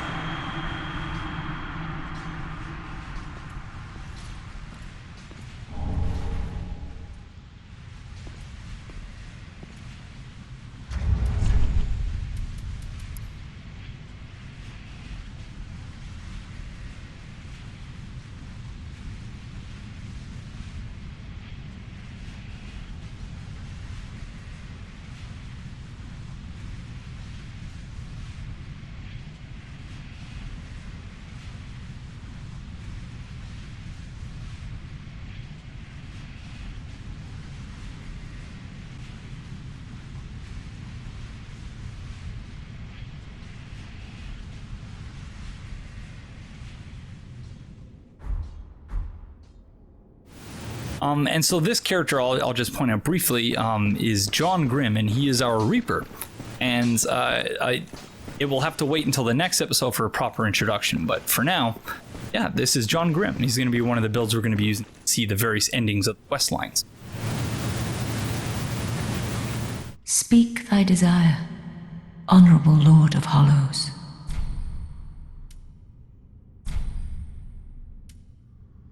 I see Orbeck's claim is proven false. As it should be our right and deserving Lord of Hollows. It is a Londor treasure befitting of a true Lord. Lord of Hollows, may the dark sigil guide thy way.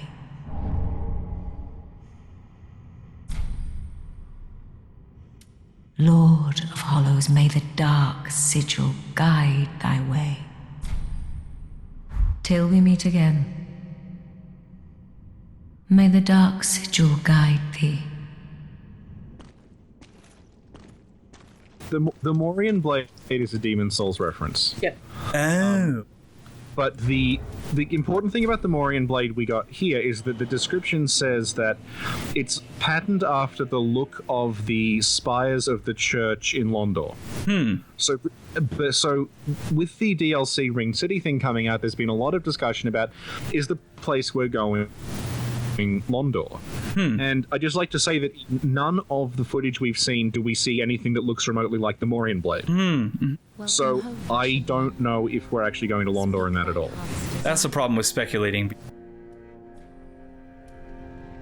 Ashen One, this is much like what lies within me. Then let it find its own place within my bosom. She will understand. We are both firekeepers after all. So it says the Firekeeper is now able to heal the Dark Sigil. Gave her the Tainted Firekeepers. Forgive me, sister. May the flames guide thy way. You can now see that there was actually a cost to those levels we were accumulating. Because now, if we want to heal the Dark Sigil, we have to pay basically a lump sum for the amount of souls that we would have had to spend to level up, or something approximating, which is very interesting. But the Morian Blade, continue, you guys. That was it. Oh, Yeah, that was kind of it. just that the DLC. In the DLC, we see the sort of avowal everywhere. Just let people say, oh, it's Londor, but we never see the Morian Blade spires anywhere.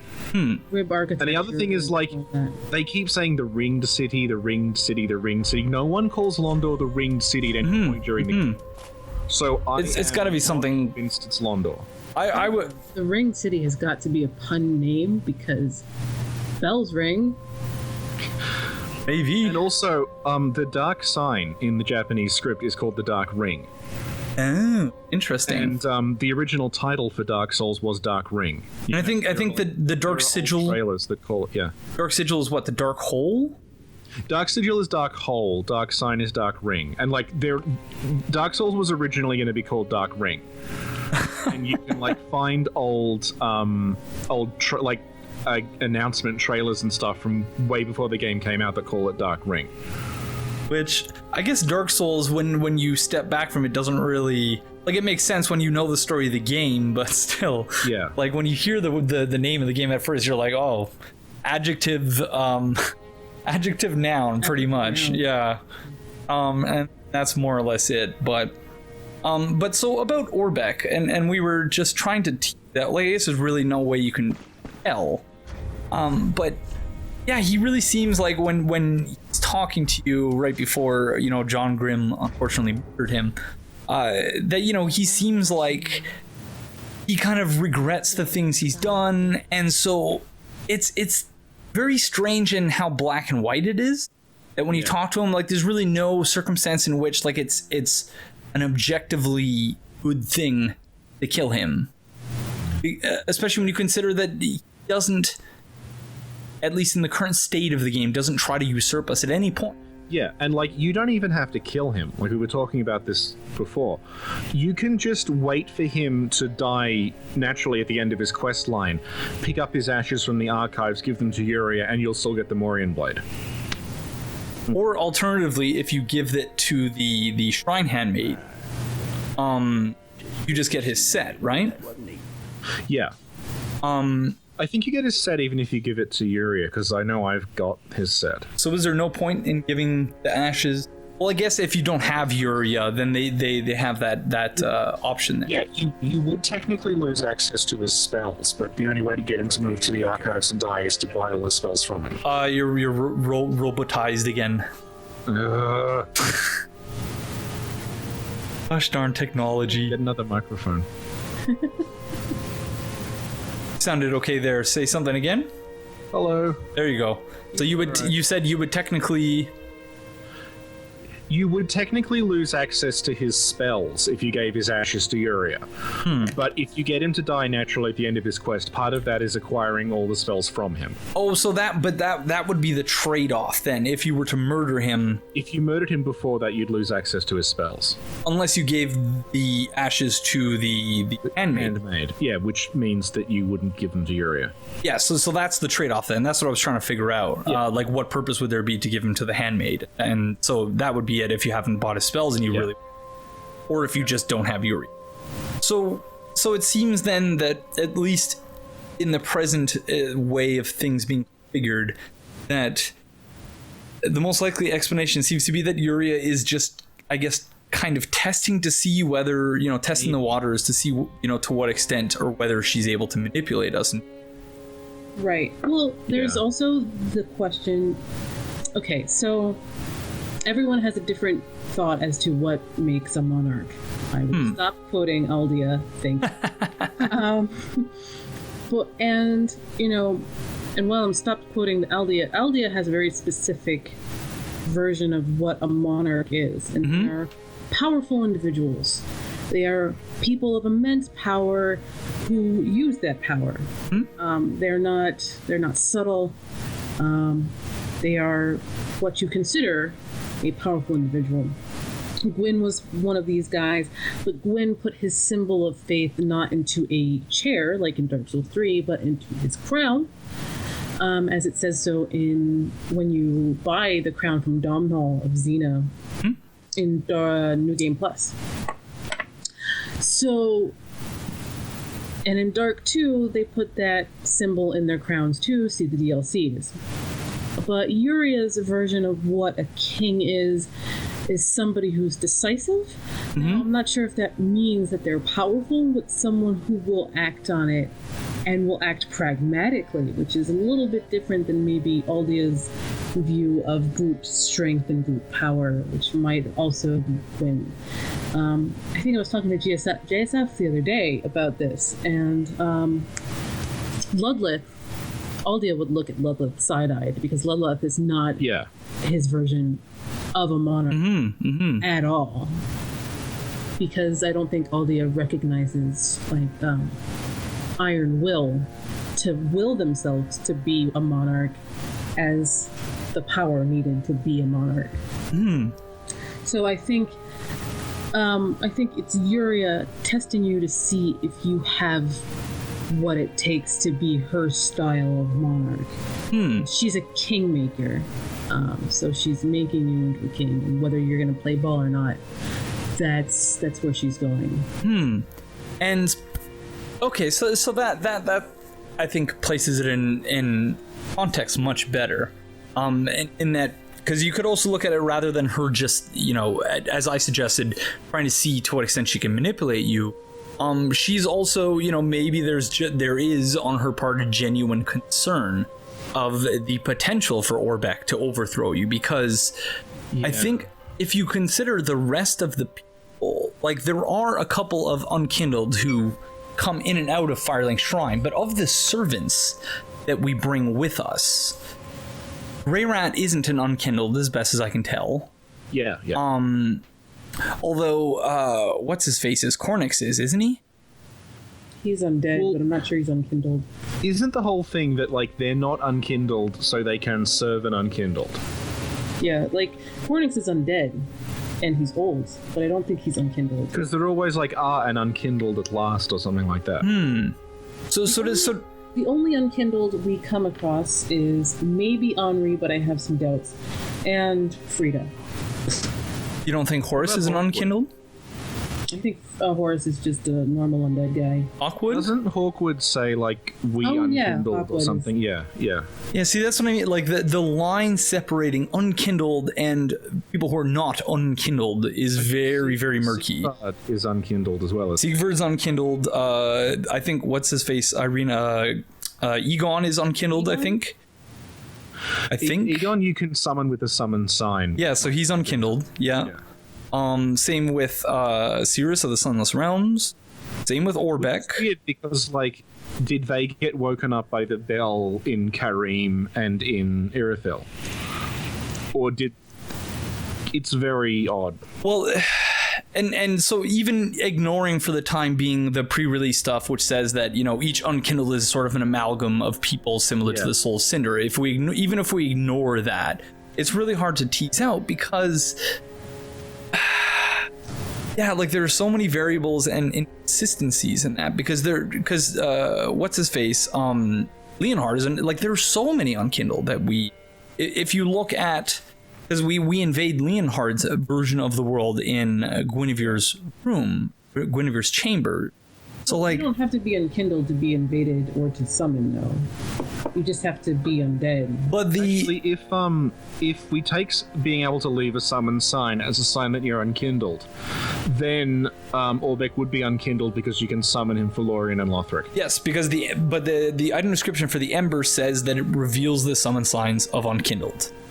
So the question, I guess, then becomes, to your question, JSF, about whether or not, you know, they became unkindled in these places, or Cirrus, for example, and this could also be made to apply for Anri, that these people were long dead. So though they once lived in these places, they were long dead and then arose. That would probably explain why Cirrus dies on that grave at Firelink Shrine. That's like Hodric's grave. Grave? Her grandfather. Yeah. Who presumably was raised as an unkindled around the same time she was, coincidentally, I guess. So yeah, so it's very, very murky. Die at ages where he was old and she was still younger than him. Yeah. So like, there are a ton of questions there, but I don't know if you guys have any thoughts on that before we move on, because it's just something I think that we'll have to keep in mind going forward. I don't think it's something that's ever going to be delivered. It's like the time is convoluted thing. It's just like just run with it. Yeah, well, see, and that's the thing, like, I feel like Dark Souls 2 is really the only game to do the multiverse thing well and consistently. Because, like, you know, when you're talking to Lucatiel beside a bonfire, then you sit at the bonfire and she's gone. So, like, that's the only game that is actually consistent with the world's, suddenly coming in and out of contact with each other. Yeah. Whereas the rest of them, it's just either you go to a loading screen or you warp to a different area, and then they, like, whatever the difference is in their presence or non-presence would be reflected. So, yeah, it's interesting that Dark Souls 2 is really the only one that actually, because the bonfires work differently. They work as an area reload in a way that they don't in Dark Souls 1. Yeah. Well, Bloodborne, you can't even sit at the lamps, right? I know. Yeah. Yeah, it's a great innovation. Great innovation going back to Demon Souls' system of doing it, I guess. Not being able to refresh and having to grind for healing items were my two mechanics for Demon Souls. So I'm really glad to grinded for healing items in Demon Souls. You just dupe it. Well, there is a reason why they say Stockpile Thomas has a heart of gold. Or no, he's not the one who says. Or no, he says that about you. All right. I guess that means it's break time because I'm not making sense anymore.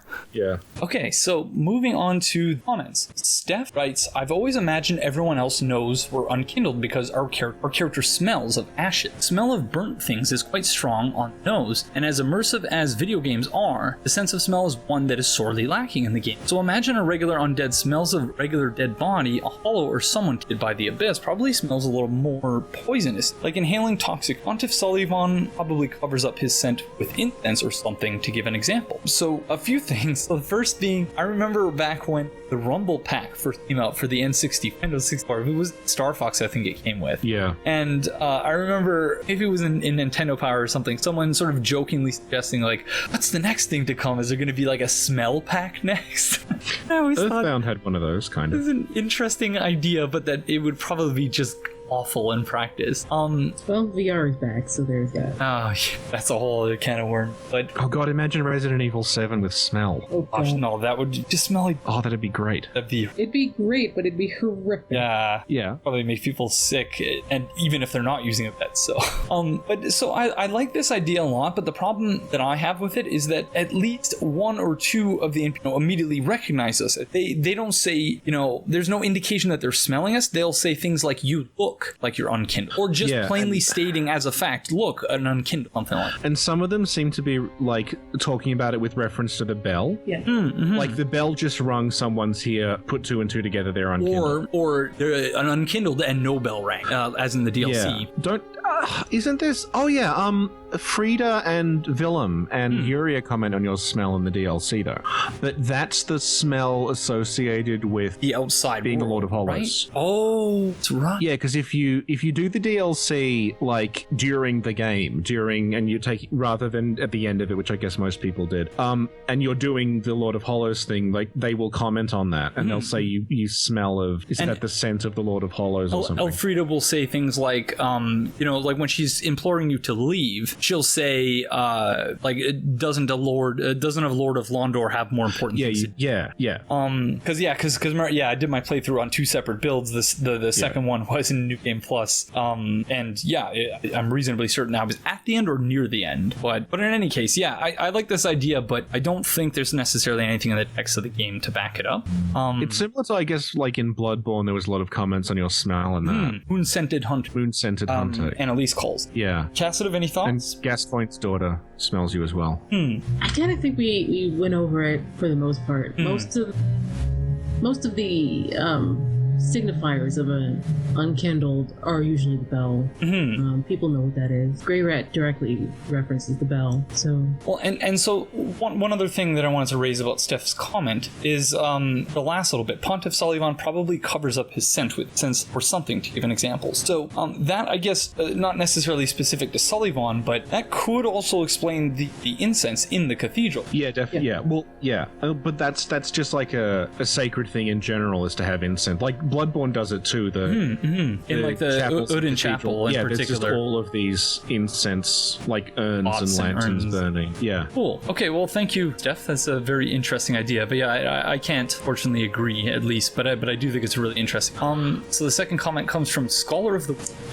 Regarding the Saint Tree Bellvine, in Dark Souls 2, it was called the Witch Tree Bellvine, along with a few other items, along with a few other items, this corroborates the fact that at some point, whatever witch trees were rebranded or otherwise started being known as saint trees.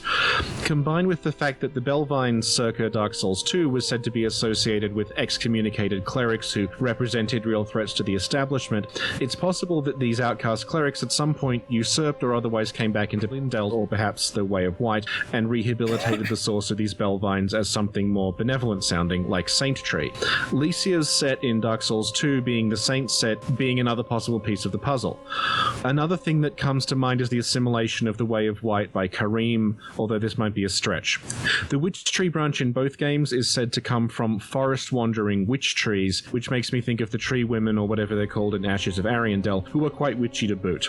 However, there was, if I remember correctly, an enemy just called the witch tree in Dark Souls 2, the nature of which I don't quite recall. So I looked it up. If you go to the next slide, I looked it up on Google, and the only hit I got was the Fextra Life. So I don't know if that's the actual name of the enemy or not, because as we'll see later, Fextra Life, they sometimes upload their stuff like as soon as they can, right, before they have a guide or anything like that. So often the preliminary names they go with just sort of stick, become accepted. And in this instance, I remember this enemy, but I don't remember what they were called. I don't remember that enemy. They are in Dark Chasm of Old, as well as in third DLC. What's what's the place called? I keep wanting to call it Irithyll. Eliam Lois. Yeah, Frozen Eliam Lois. So they're like, the bonfire near where you meet Maladron, and he's wearing like a white ring. These enemies are right around there. So yes, long story short, I don't know if that's what they're actually called, but back to the comments, because I know that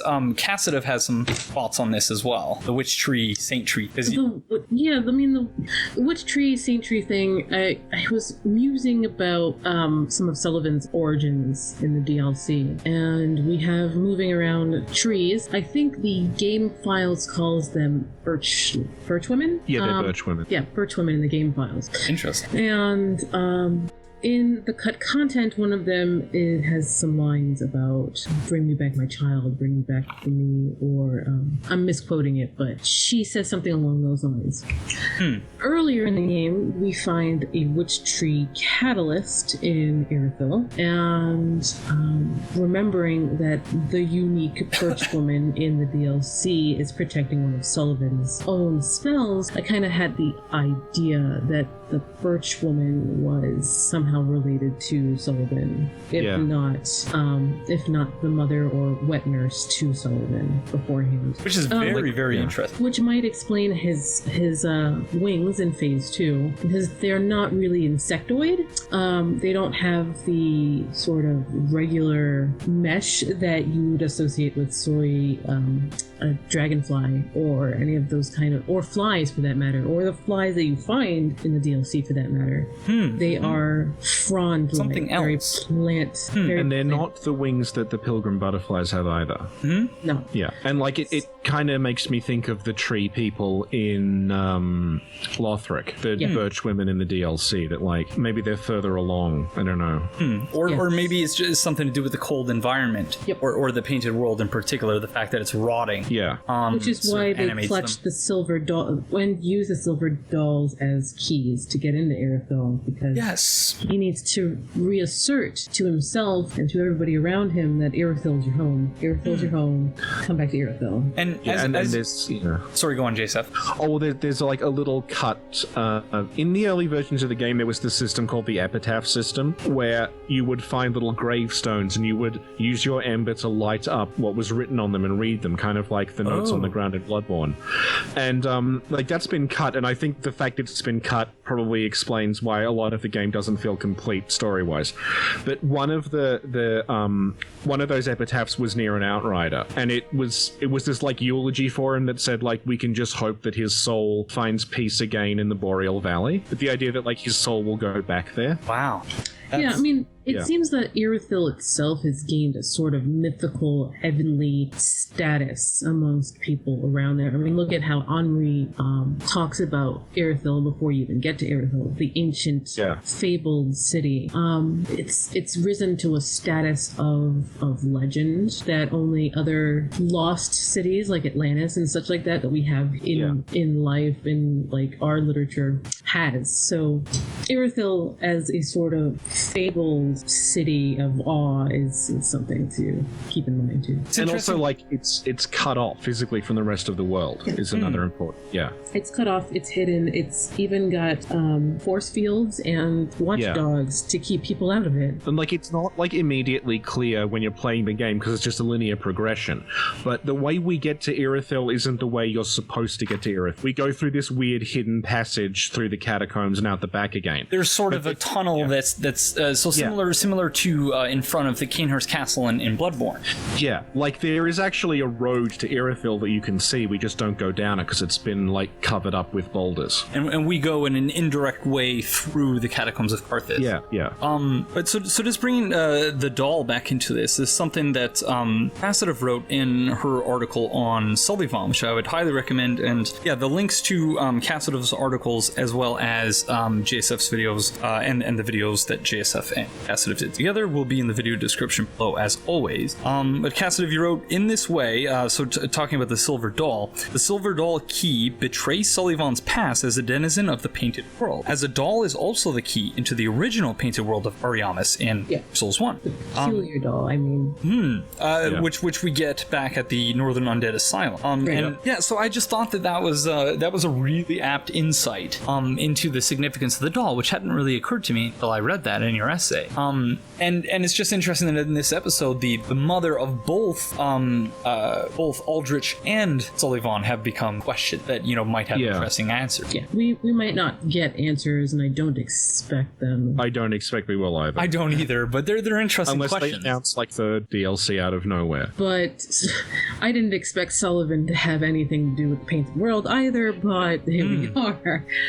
Something I meant to ask you guys earlier, but I forgot to bring it up after the dialogue was finished. But Anri mentions that Aldrich's honest home is Irithyll in the Boreal Valley. I searched all I could to try and figure out what honest means as like a phrase, but couldn't come up with anything. So is that just saying like his true home? Just like his true home, maybe, because like it looks like Rosaria may have come from Irithyll as well, because she's got the Guinevere miracle. She's like a holy woman, so it could be that they're recruiting like Irithyll clerics because they're seen as like being related to the gods or something. Yeah, I will like just actually look up what's that her line. face? The Picasa in the Grand Archives. Yeah, it's just a maiden.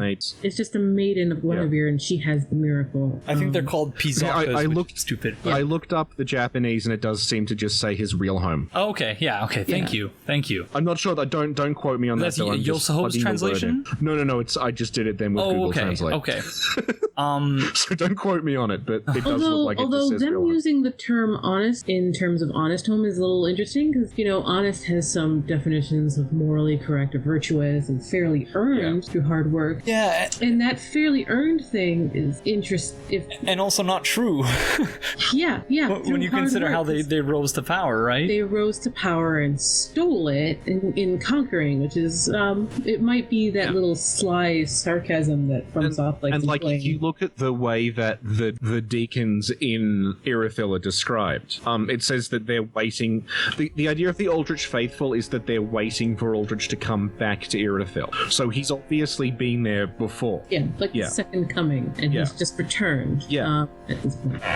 He's home for dinner. And even though I just got done with a plug, I should point out once again that if you're interested in the rise to power of Sullivan in particular, to check out, and especially if you read and enjoyed the Pale Blood Hunt, it's not the same because obviously they're different writers, but it's the same idea, but just in shorter episodic essays. And highly recommend checking out Casitive's essay on Sullivan. It's just, you did a great job, I thought, of contextualizing his place in the world and sort of what, trying your best to get in the mind of what drives a political right like that to be so incredibly studying despots in political science is one of those niche side paths that you can take.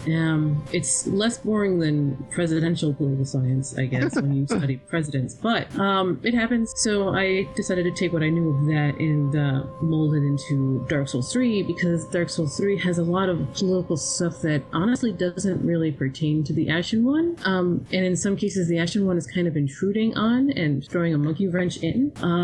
I'm working on the other half of that in my head right now, but I've had things to do.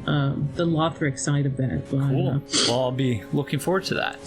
But Sullivan himself is fascinating, not just because he is literally the most evil guy in all of Dark Souls, but because he's got reasons for being everywhere and having his fingers in everything. But so before we move on, did either of you want to touch on Scholar of the Worst Games comment anymore? I would, but like Dark Souls 2 in general is kind of a blur to me, so I don't really know like what to say. I think I played just as much. Do you think there's a connection between the idea of birch women and like the white birches that are growing from Dusk's Catalyst and like witch trees, maybe? It's hard to say because unless we knew whether they were both. Yeah. They both use the same word in Japanese. Well, Dusk is a sorcerer, and it comes from her catalyst. And there's only 3 or 4 in the base game. There's like 3. 3. There's 3 trees. One in the lower swamp, and they're being protected by the giant.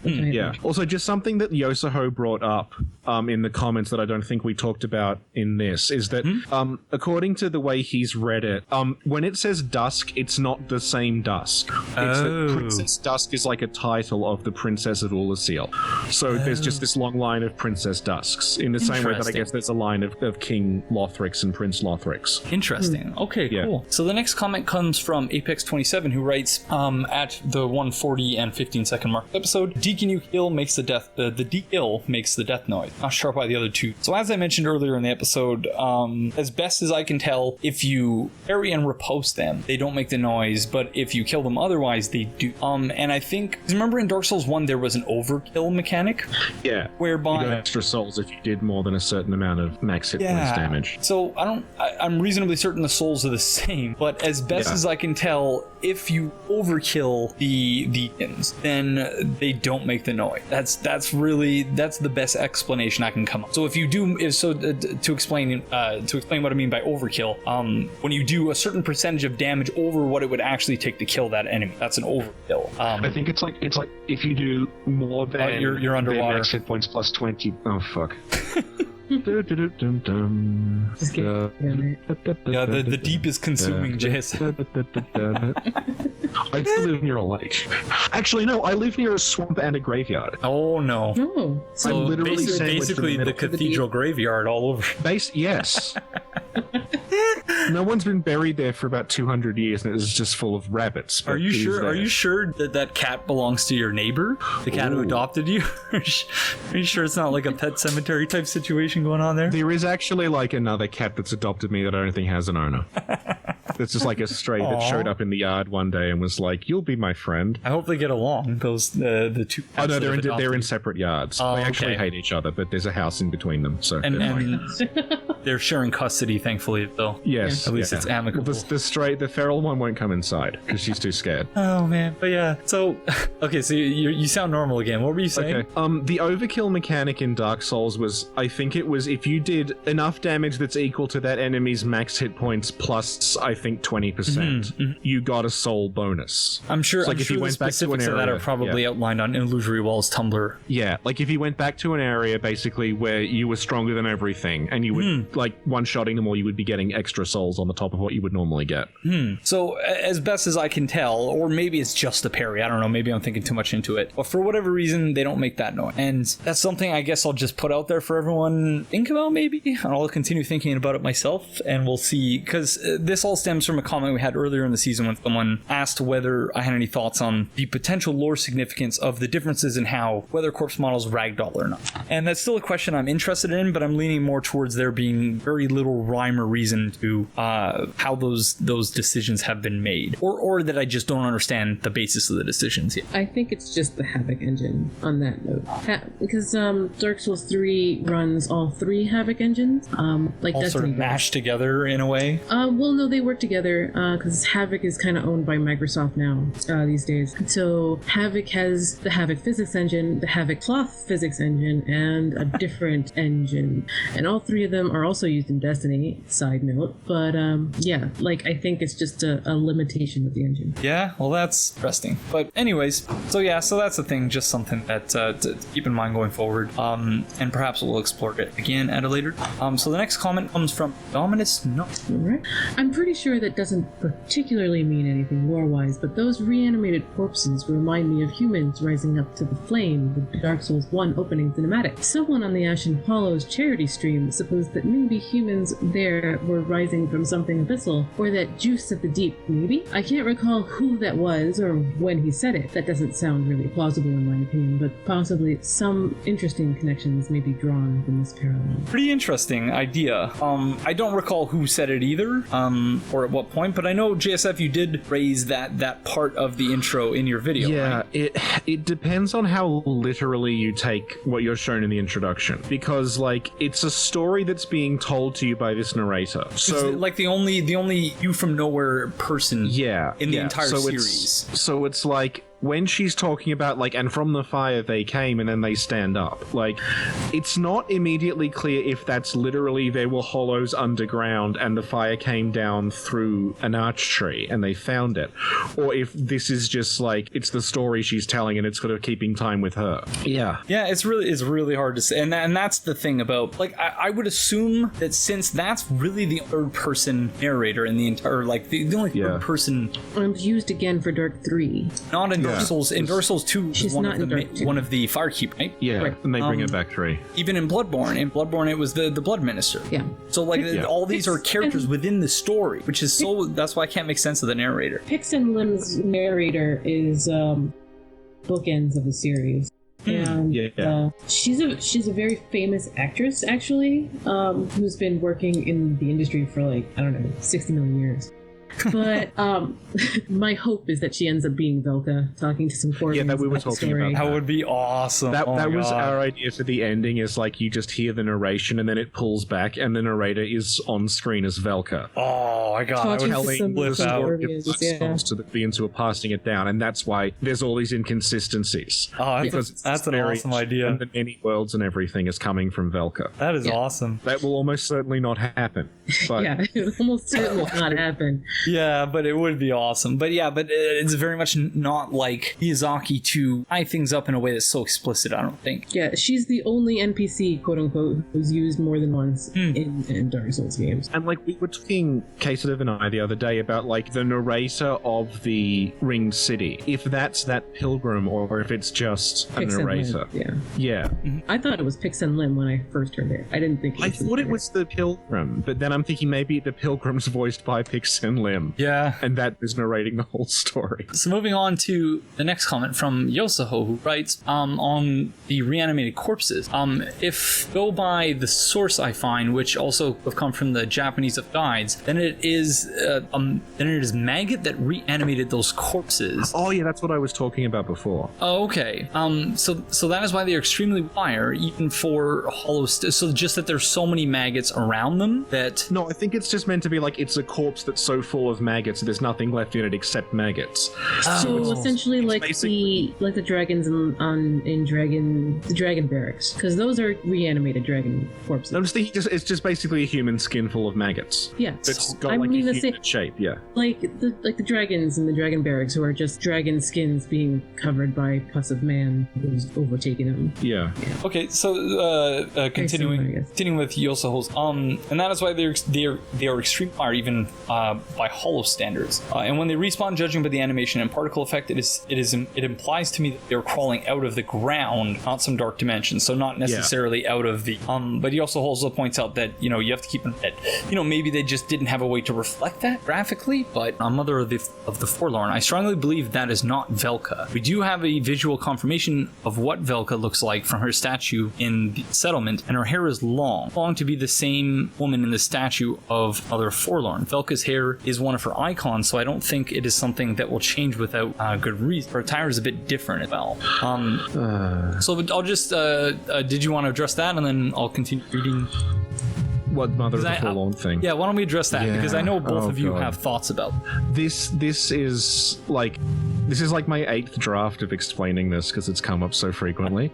The thing is, right, prior to the DLC, you could very comfortably have said that was either Rosaria or Kaitha, leaning toward Kaitha because she's crying. Yep. The thing is, in the DLC, that is the painted world of Ariamis in the future, right? It's the same crow people who worship Velka, right? So we're assuming Dark Souls 1 is canon to Dark Souls 3, which it obviously is. The crow people from the painted world are Velka worshippers. Yeah. And everything we're told in that DLC is that Frida showed up in the painted world and she took the form of something that they were longing for. Mm-hmm. And you see outside that Ariandel chapel, there are all of these crow people and they're like bowing and like prostrating themselves before Frida.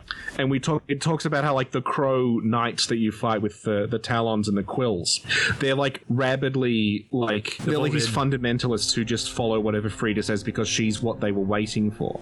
So everything points to the form she takes in Ariandel is the form of Velka because that's who the crow people were worshipping. So like he's right absolutely that it doesn't look like the Velka statue underneath the settlement, but it's like I don't know who else it's supposed to be because it's unless the Corvians have like changed their religion in between 1 and 3 and they now worship someone else. And there was like talk of how the rose of Ariandel that Father Ariandel uses to whip himself looks a little like the Velka talisman. I'm not sure how strong that is as a link, but just like Velka's the crow goddess and there's crows all over this place and they worship Frida because they think she's the second coming of Velka, apparently, and she looks like the statues.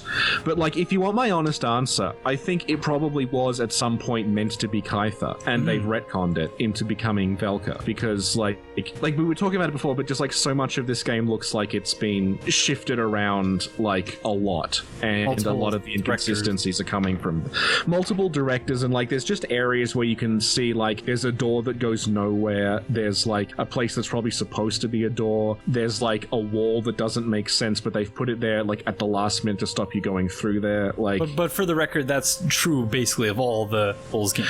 Yeah, but I think it's much more of an issue here because of the 3 director situation. Okay, yeah. Because there's no one, like, when I talk about like the fact it's just Miyazaki makes Demon Souls, Dark Souls, and Bloodborne better, it's not because I think Miyazaki personally is like this insurmountable genius who no one can measure up to. It's that just having like a reasonably small project with one guy overseeing everything means that everything is going to be kind of pushed in the one direction. It's going to be very consistent, right? Which is in no way to say that the people involved weren't doing anything. It's that he's basically steering them all in the one direction, even though the work is still theirs. When you bring on, like, Dark Souls 2's got, Dark Souls 3 has Miyazaki, then it's got Tanamura, who did 2, based on the remnants of what Shibuya did. Yep. And then you've got this other guy who he hasn't worked on the series that I'm aware of, unless he was like a planner or something. So you just have like, it's massively inconsistent. Like, you have Lothric, which feels like a Miyazaki designed area. It feels very much like Boletaria from Demon Souls. Then you've got like the Road of Sacrifice, Farron Woods area, which is very open. It's very Dark Souls 2 because it's very open. Yep. It's very wide. It's very flat. There's a lot of horizontal but not vertical space, and like just trudging from bonfire to bonfire. Yeah, where it feels like Dark Souls 2, where you just run like shortcuts, more bonfire. Yeah, like I was replaying 3 the other day, and like I can do the initial High Wall of Lothric. I'm not a speedrunner or anything, but I can do that now in about 5 minutes, just because I know where everything is. It's a complex level.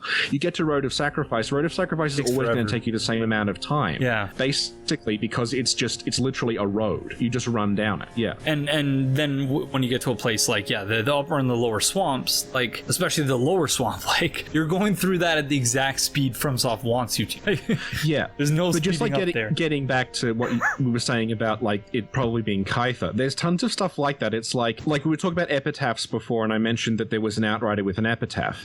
That Outrider was originally in the cell where you fight the Dark Wraith now. Oh, interesting. That's in like the beta test footage you can see around YouTube if you look at people who played the beta. It's down there, and that makes a lot more sense when you think about it, that they would have an Outrider hostage in Lothric. As opposed to just a because there are Outriders attacking Lothric Castle at the same time, so they've kept a guy prisoner. Makes sense. Dark Wraith doesn't really make that much sense at all.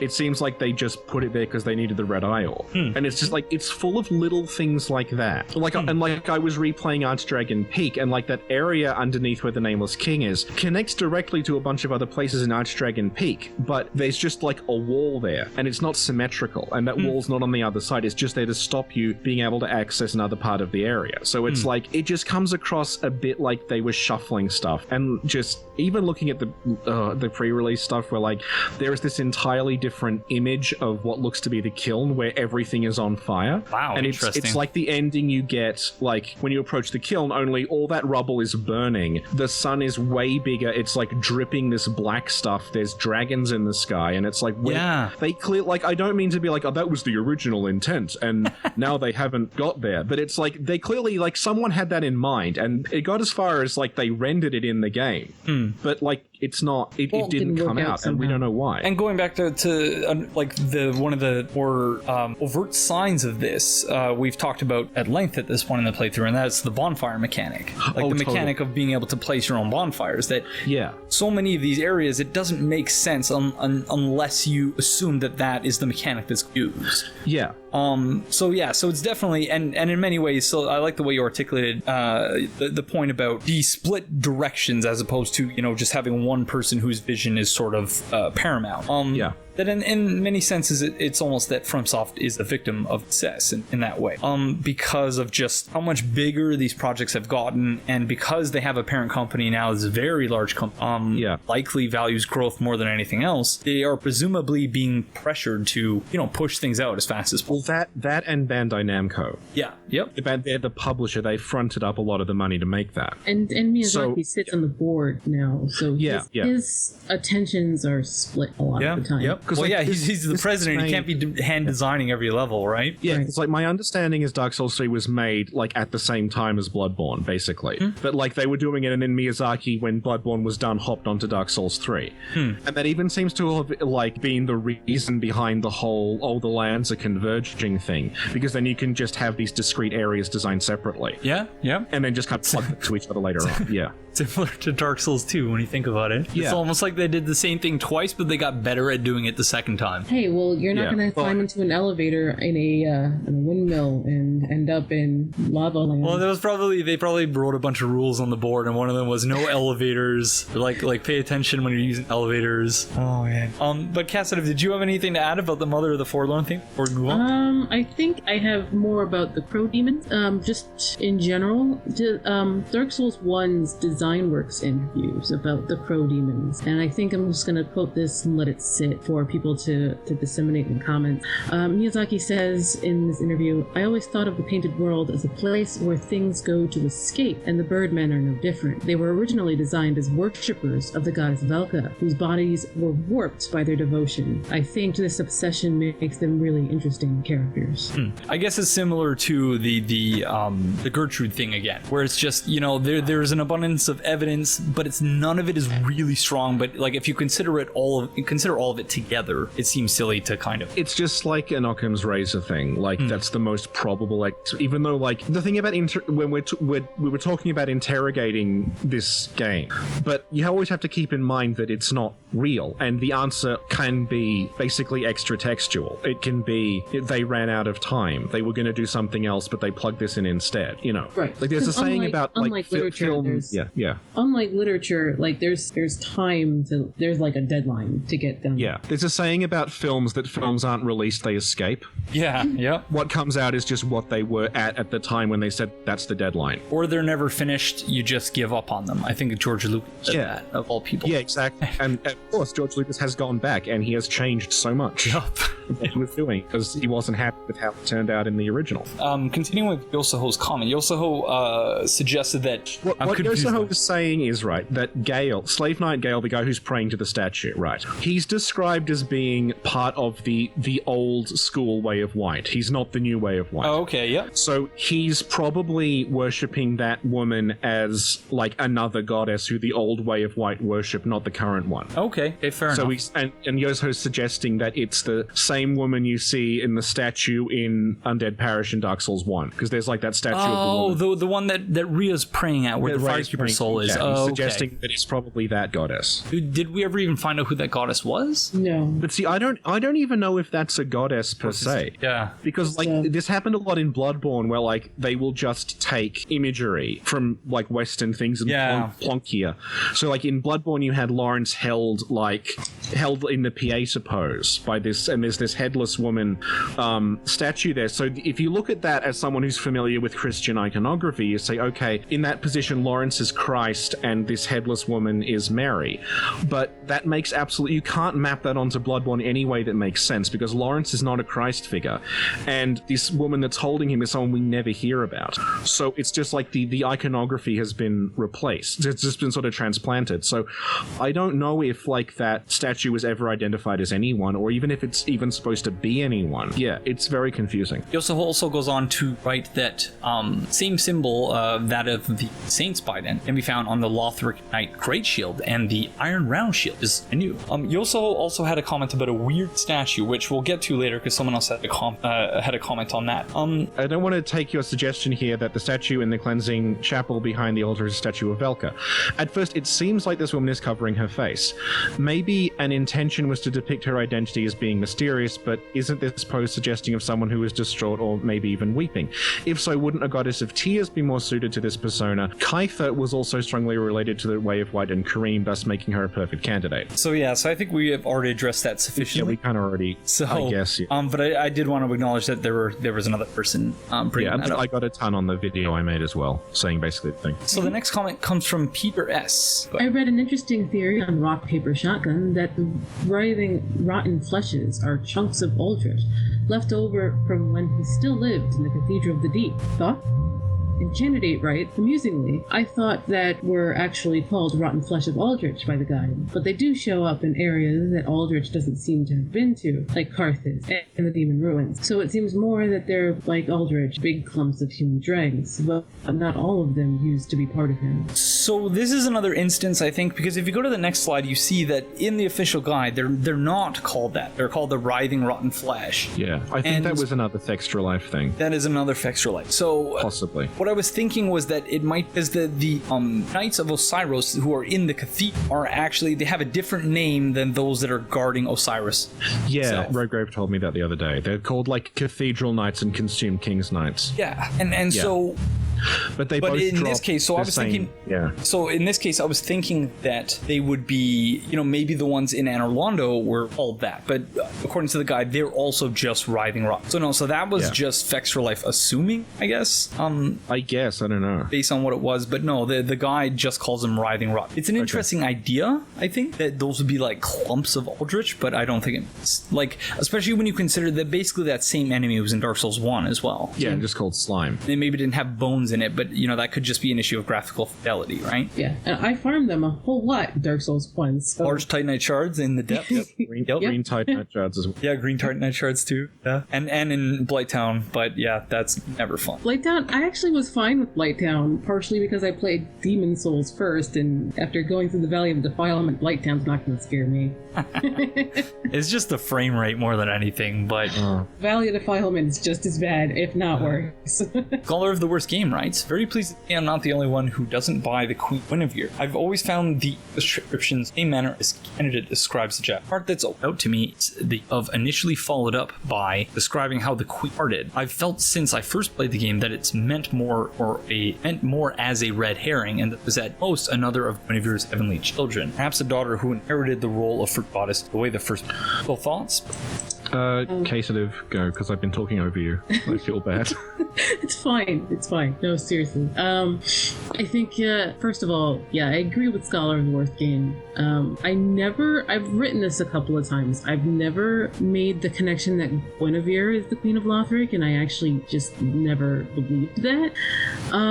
It's just, they're making the connect, like, people are seeing things in something that they want to see. And Frida is an example of that. The Corvians saw Velka in Frida because that's what they wanted to see. They saw a fertility goddess like Guinevere in the Queen of Lothric because queens are deific beings to medieval society like this, and so you might as well vault her into heavenly status. Not that she ever was Guinevere or even a heavenly child. She's just, there. Okay.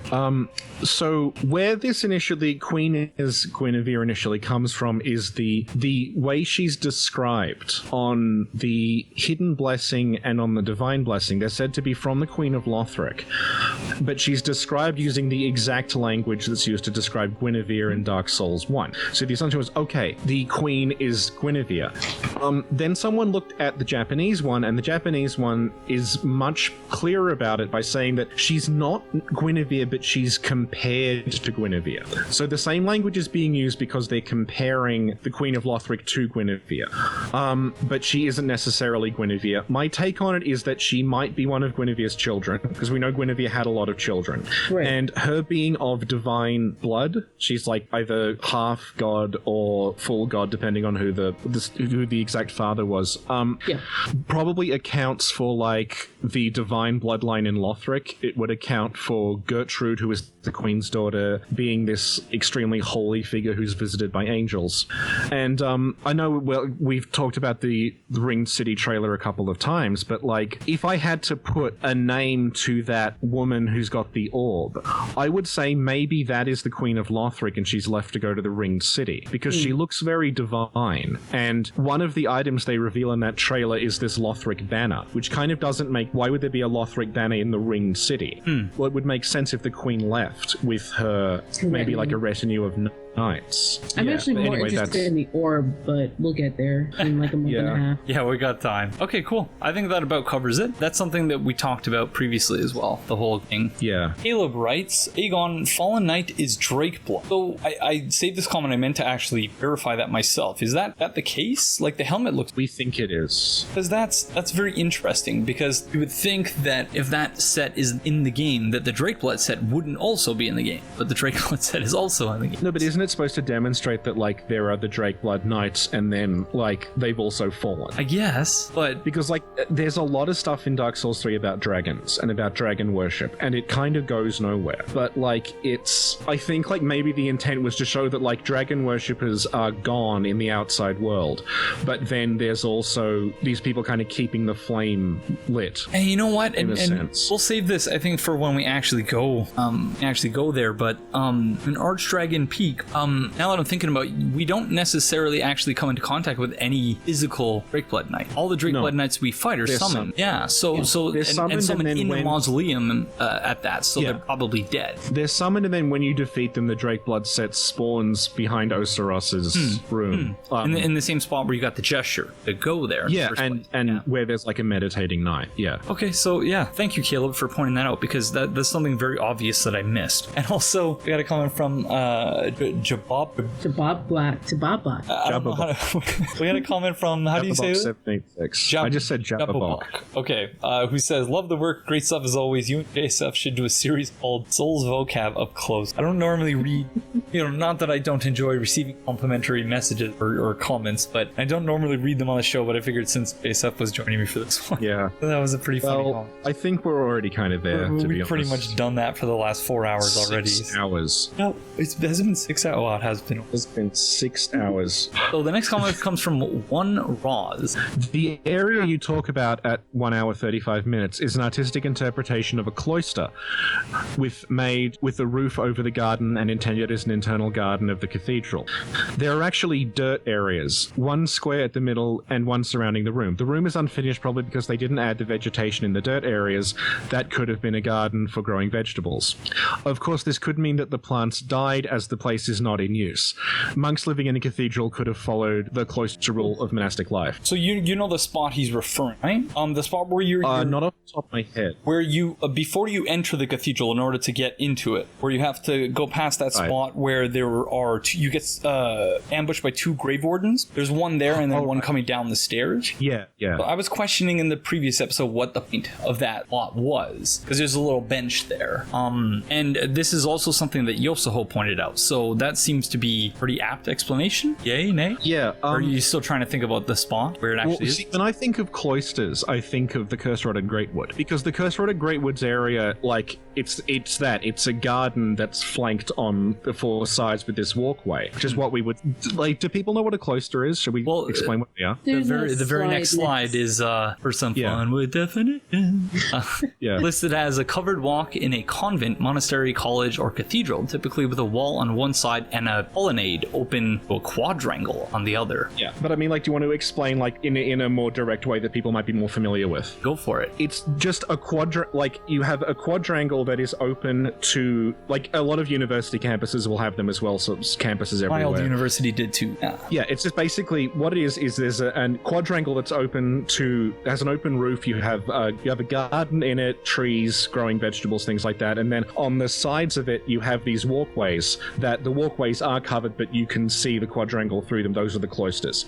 So like the Cursed Rod at Greatwood, how that is a church and it has walkways around the side of it, but the middle of it is just a big square with these trees growing in it. So that's a cloistered area. Yeah. In other words, you might call it a quad. Yeah. Someone says, let's go play frisbee at the quad. It's a fancy word, quad. But it's cloister is specifically referring to the walkways around the quad, basically. Well, even if that's not doesn't necessarily apply to that one spot, I think that some sort of worship might have been happening there, as opposed to what I suggested in the previous episode, which was just that maybe that's where the upper echelons of Cathedral just sort of like look down on the commoner, because there's a bench there. So I was just wondering aloud what the purpose of that might be. But that seems like a much more likely explanation than what I suggest. So the next comment comes from Stuart Bell. Hey, Aegon. I was just wondering if you would one day think of doing a top 10 book list. You mentioned so many books in your lore throughs, and I know a lot of us don't have time to read them all, but I think that your opinion on books has value. I would love it if you compiled the books you found most profound into a list. I don't agree with you politically and socially, but I'm loath to turn down information regardless of where it comes from. I love knowledge, but as a poor college student putting myself through school, I only have limited time, and I was hoping you could give that list. I'm curious to hear what your guys' thoughts are on this as well, but what I would say is that in general, just like sort of generally speaking, first, that it's not only that I disagree with the notion of top 10 lists, but that I can't in my mind bring myself to somehow order things in 10 lists. Yeah. And the reason for that is that the books that I raise, and perhaps this is just how my mind works, but the books that I raise in the middle of the playthrough, I don't very rarely actually intend to raise these books in the context that I do. It's just I read, a lot of books. Half of my job is read, basically, to the point where, they're not necessarily at the fore of my mind. Like, I don't know if I could come up with a list of 10 books that I think are most influential, because it always depends on the context. If I come across something that brings to mind something I read in a book, then that's when it comes up. So I could give, I have a list of 150 books that I read for my comprehensive exam. I would be willing to share that if Stuart or anyone else wants that list, I could provide that, but that's 150 books. I just don't know how I would divide it any further. So just because, again, I don't think of books in terms of ranked lists, and I know that that's a big thing on YouTube in particular, but just I disagree in principle with the idea of a top 10 list, and I don't know how I would personally arrange one myself. So I don't know if you guys have anything to add to that, but no, I don't think so. I'm same.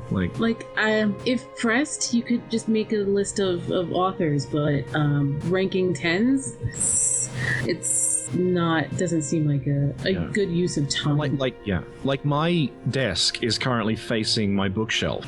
I can see all these things. I wouldn't necessarily recommend any of these to people, because they're books that you read for a specific purpose. Like, you're writing a dissertation on something, therefore you have to know that thing. Precisely, and that's why I mentioned the list of 150 books. 1/3 of them technically deal with biosciences and biotechnology. The third deals with pedagogies and the practice of science, and the third list deals with public science. And even within each list, I've sort of subcategorized them such that really, like you said, JSF, like them for a very specific purpose, and you may not even interested in very particular things. Exactly, yeah, and sorry, go on. Like you may just read it for I need one chapter of this, or I might be looking at, because I'm a sociologist, I might be looking at a book on sociology that's very heavily influenced by a philosopher who I don't care about. So I will skip all of that because it's not relevant to what I'm doing, and just go to they say this. Same here. And leave the actual discussion of Derrida or something to someone else. And so in a certain way, as an academic, speaking for myself, I can't speak for JSF, but I look for threads that run in common through large lists like that, as opposed to intensely reading each particular text. You look through for ways that you can relate the books to each other and put them in conversation with. So in that context, the idea, again, of a top 10 list just doesn't make any sense. When you talk about reading 150 books, you're not literally sitting down and reading 150 books cover to cover. You're going through them, and you're looking at certain chunks of them. It's impossible. There's not enough time in the day to read all. But so I'll leave open the possibility of sharing that list in the description. If someone in the comments wants it and requests it, I will do that. But otherwise I'll just leave it at that. The next comment comes from Gustavo, who writes, "Hey, Aegon, I use the name Aria for the painter girl just because that's what some people are calling her. It's It's not anything lore related. They just use it because it's shorter and more convenient than just. So the reason I'm bringing this up because Gustavo left a comment on a previous episode, and I asked whether that was an official name. I wanted to say for the purposes of this playthrough, we're just going to be calling her the Painter because I think that's. Well, isn't the official name just like Painter Girl? She doesn't even have a. The Painter. Well, that's what I mean. That's why I'm just going to call her the Painter, right? Because that's actually much more convenient. You know, it's shorter and more convenient than, or more true to the game than making up a name for her, at least to me. Even though I say that as someone who describes the fair lady as Kalon, but what? Well, that's at least in the game files. Oh, I didn't know that. Okay. You know that? Yeah, it's in the files. She's called Quellan in that. Oh, okay. So I thought that wasn't based on anything. No. Do we? And Oscar in Dark Souls. Again, no one ever calls him Oscar in the game, but game the files. whole fan base know him as Oscar because that's his name in the game files. In the credits, he's just called Astora Knight, I think. Yeah. Like, and oh god, another thing about that girl is that if you look at they've released the cover art for like the definitive Dark Souls 3 edition called the Fire Fades, right? Her and Gale are on the front cover. It doesn't show anything from the Ringed City. Yeah, no and remember way. At the end of Ariandel, she says Uncle Gale has left to find the Dark Soul of Man. So like, is she going to come back again? Like, because they could be faking us out. That was my thought. That was what I speculated at the end of the, because it felt like it just sort of ended when it shouldn't. Yeah, it's very insubstantial as a DLC. But now I'm thinking like, well, is this actually going to end with Gale going to the Ringed City to find the Dark? Because you remember, you can't kill Gale.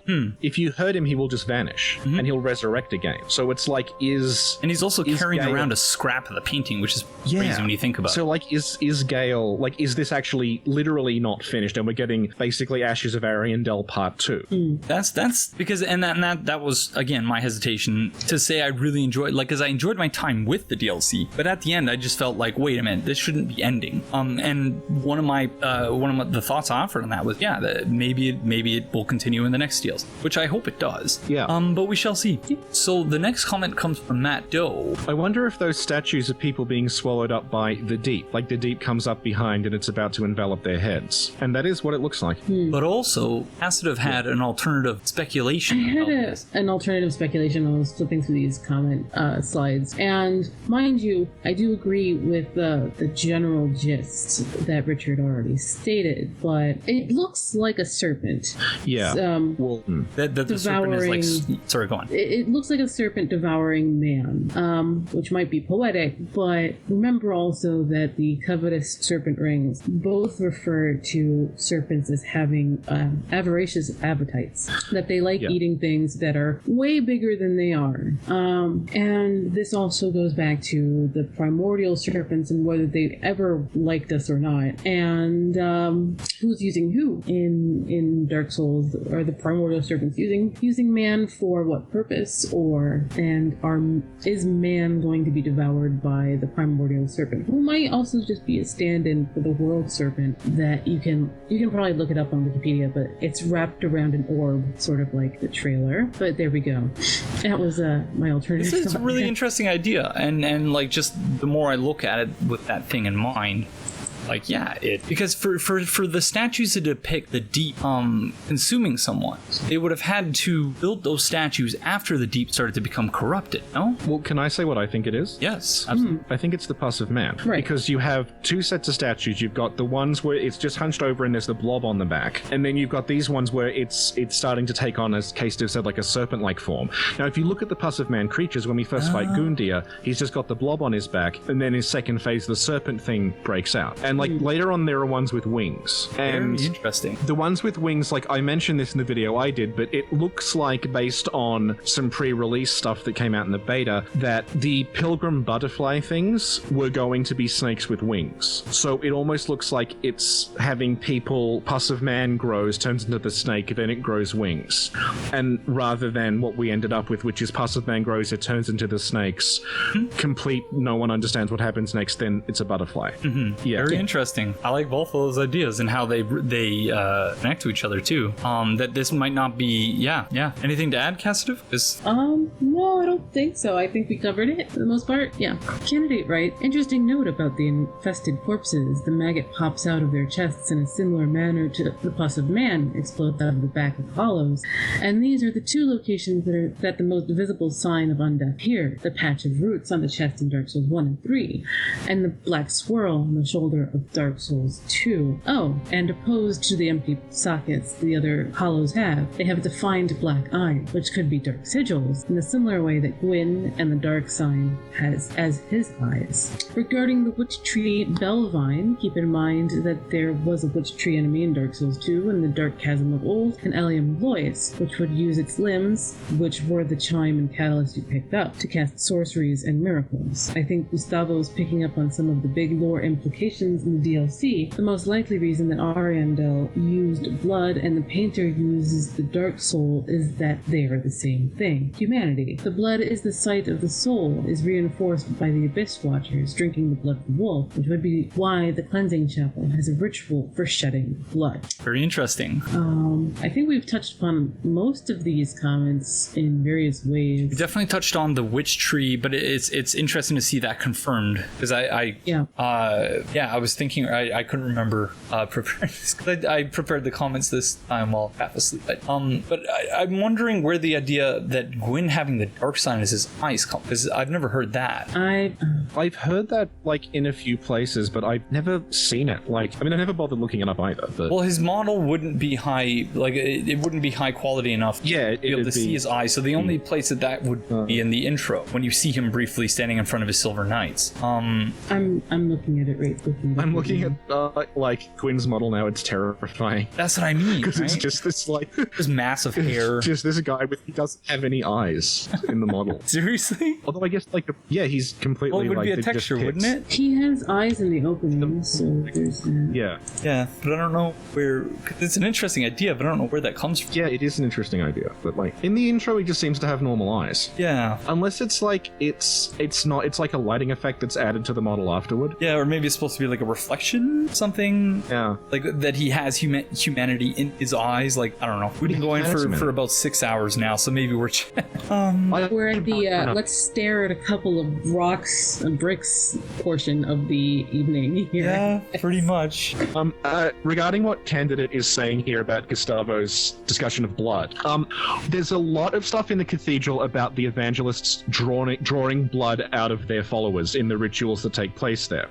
And then, part of the video I made was trying to figure out why that was. And a lot of people brought up, which I didn't bring up, was that Wooden Twin Blades will tell you that the reason the Grave Wardens have these swords that bleed people out is that if you bleed out a corpse, that makes it less likely to rise as undead again. And the question there is well, is that the same as what they're doing in the Cathedral, or is it just that Grave Ward, because we find Grave Wardens all over the place, if that's just standard issue for Grave Wardens and it's not necessarily anything to do with the evangelists? Yeah. I think the similarity between blood, luck, and shedding can't be overlooked. Yeah. But I haven't congealed them in my head. I don't know if you guys have anything that. Well, it's different when you have something that's pretty broad, and then blood or a curse, and then you try to figure out, are these all connected? Because I don't know. I think it's a subject we should probably revisit when we go to when we start talking about the Abyss Watch. Yeah, that would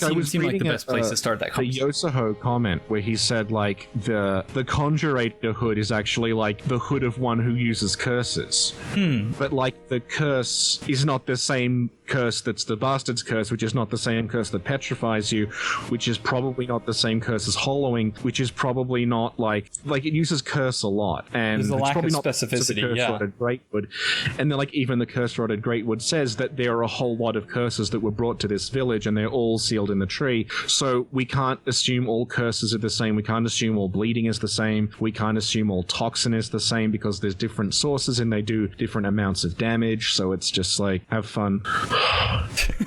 Yeah, it's a lack of specificity in English. Yeah. To be honest. Your sigh there, JSF, just said it all.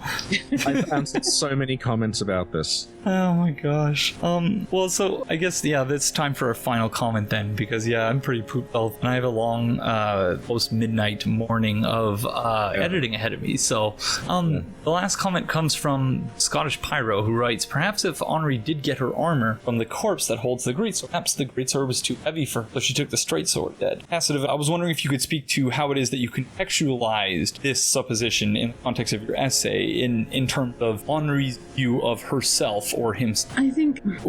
Sorry, and I'm a little unfair of me to ask for you to basically recapitulate your whole essay. I recommend that everyone reads it for themselves, but I guess I'll rephrase that. Did you have anything to add to this comment? Because this is also a point that you made in that essay. Yeah, I mean, Anri is an interesting case because Anri has some echoes of maybe Sigmire, actually, a little bit. Dark One. Sigmire is a guy who wanted to do adventure, but didn't actually have it within him to really do that. And when he figures it out, he gives it his best shot, and usually that's either death or not. And he ends up dead anyway, by his daughter's hand. But Anri's a little bit more melancholy than that. Melancholy in that he or she doesn't view themselves as brave enough, as strong enough, as outwardly powerful enough to do what they need to do or what they want to do, which is get revenge for the children they knew on Aldrich. And so they cling to Horace because Horace is this bastion of strength for Anri, and it only reinforces this notion in their mind that they aren't strong enough or good enough or brave enough that they couldn't pick up the great sword. But by luck, they acquired the Anri straight sword. Do we want to talk about the blue blood sword? Because I don't think Aegon will understand that. Go for it. I don't know if Aegon will. Yeah, go ahead. It's a Demon Souls thing again. The blue blood sword is a weapon in Demon Souls that scales with luck. It kind of works like Anri Astora's sword. Yep. And blue blood in that sense is implying nobility. Right. And so I nodded there because the scabbard is right. Well, even the blade is blue in Anri's sword. It's kind of a blue-green. But I think the sword shows Anri's inner nobility that even they kind of deny that they have, which is part of Anri's entire character arc, in that they cling to Horace as their crutch when they really never needed it, but they believe they do. So yeah, I mean, Anri is kind of a complicated case and a kind of a tragedy in and of themselves, of a lack of confidence in themselves. Yeah, and there's no happy ending for them, regardless of what you do. Right. Sorry. Yeah, and I'm sorry for asking you to speak that at the tail end of a 6-hour recording. But yeah, just that happened to be the last comment, and I remember reading it and remembering that you suggested that in your essay as well. So, but yeah, that was really enlightening, and the essay in general, which I would recommend once again, to watch JSF's video on Bastard's Curse, because again, not to belabor the point, but my favorite Dark Souls 3 lore video period, including all 10 now that I've made. Maybe this one will be up there because I had wonderful guests on, but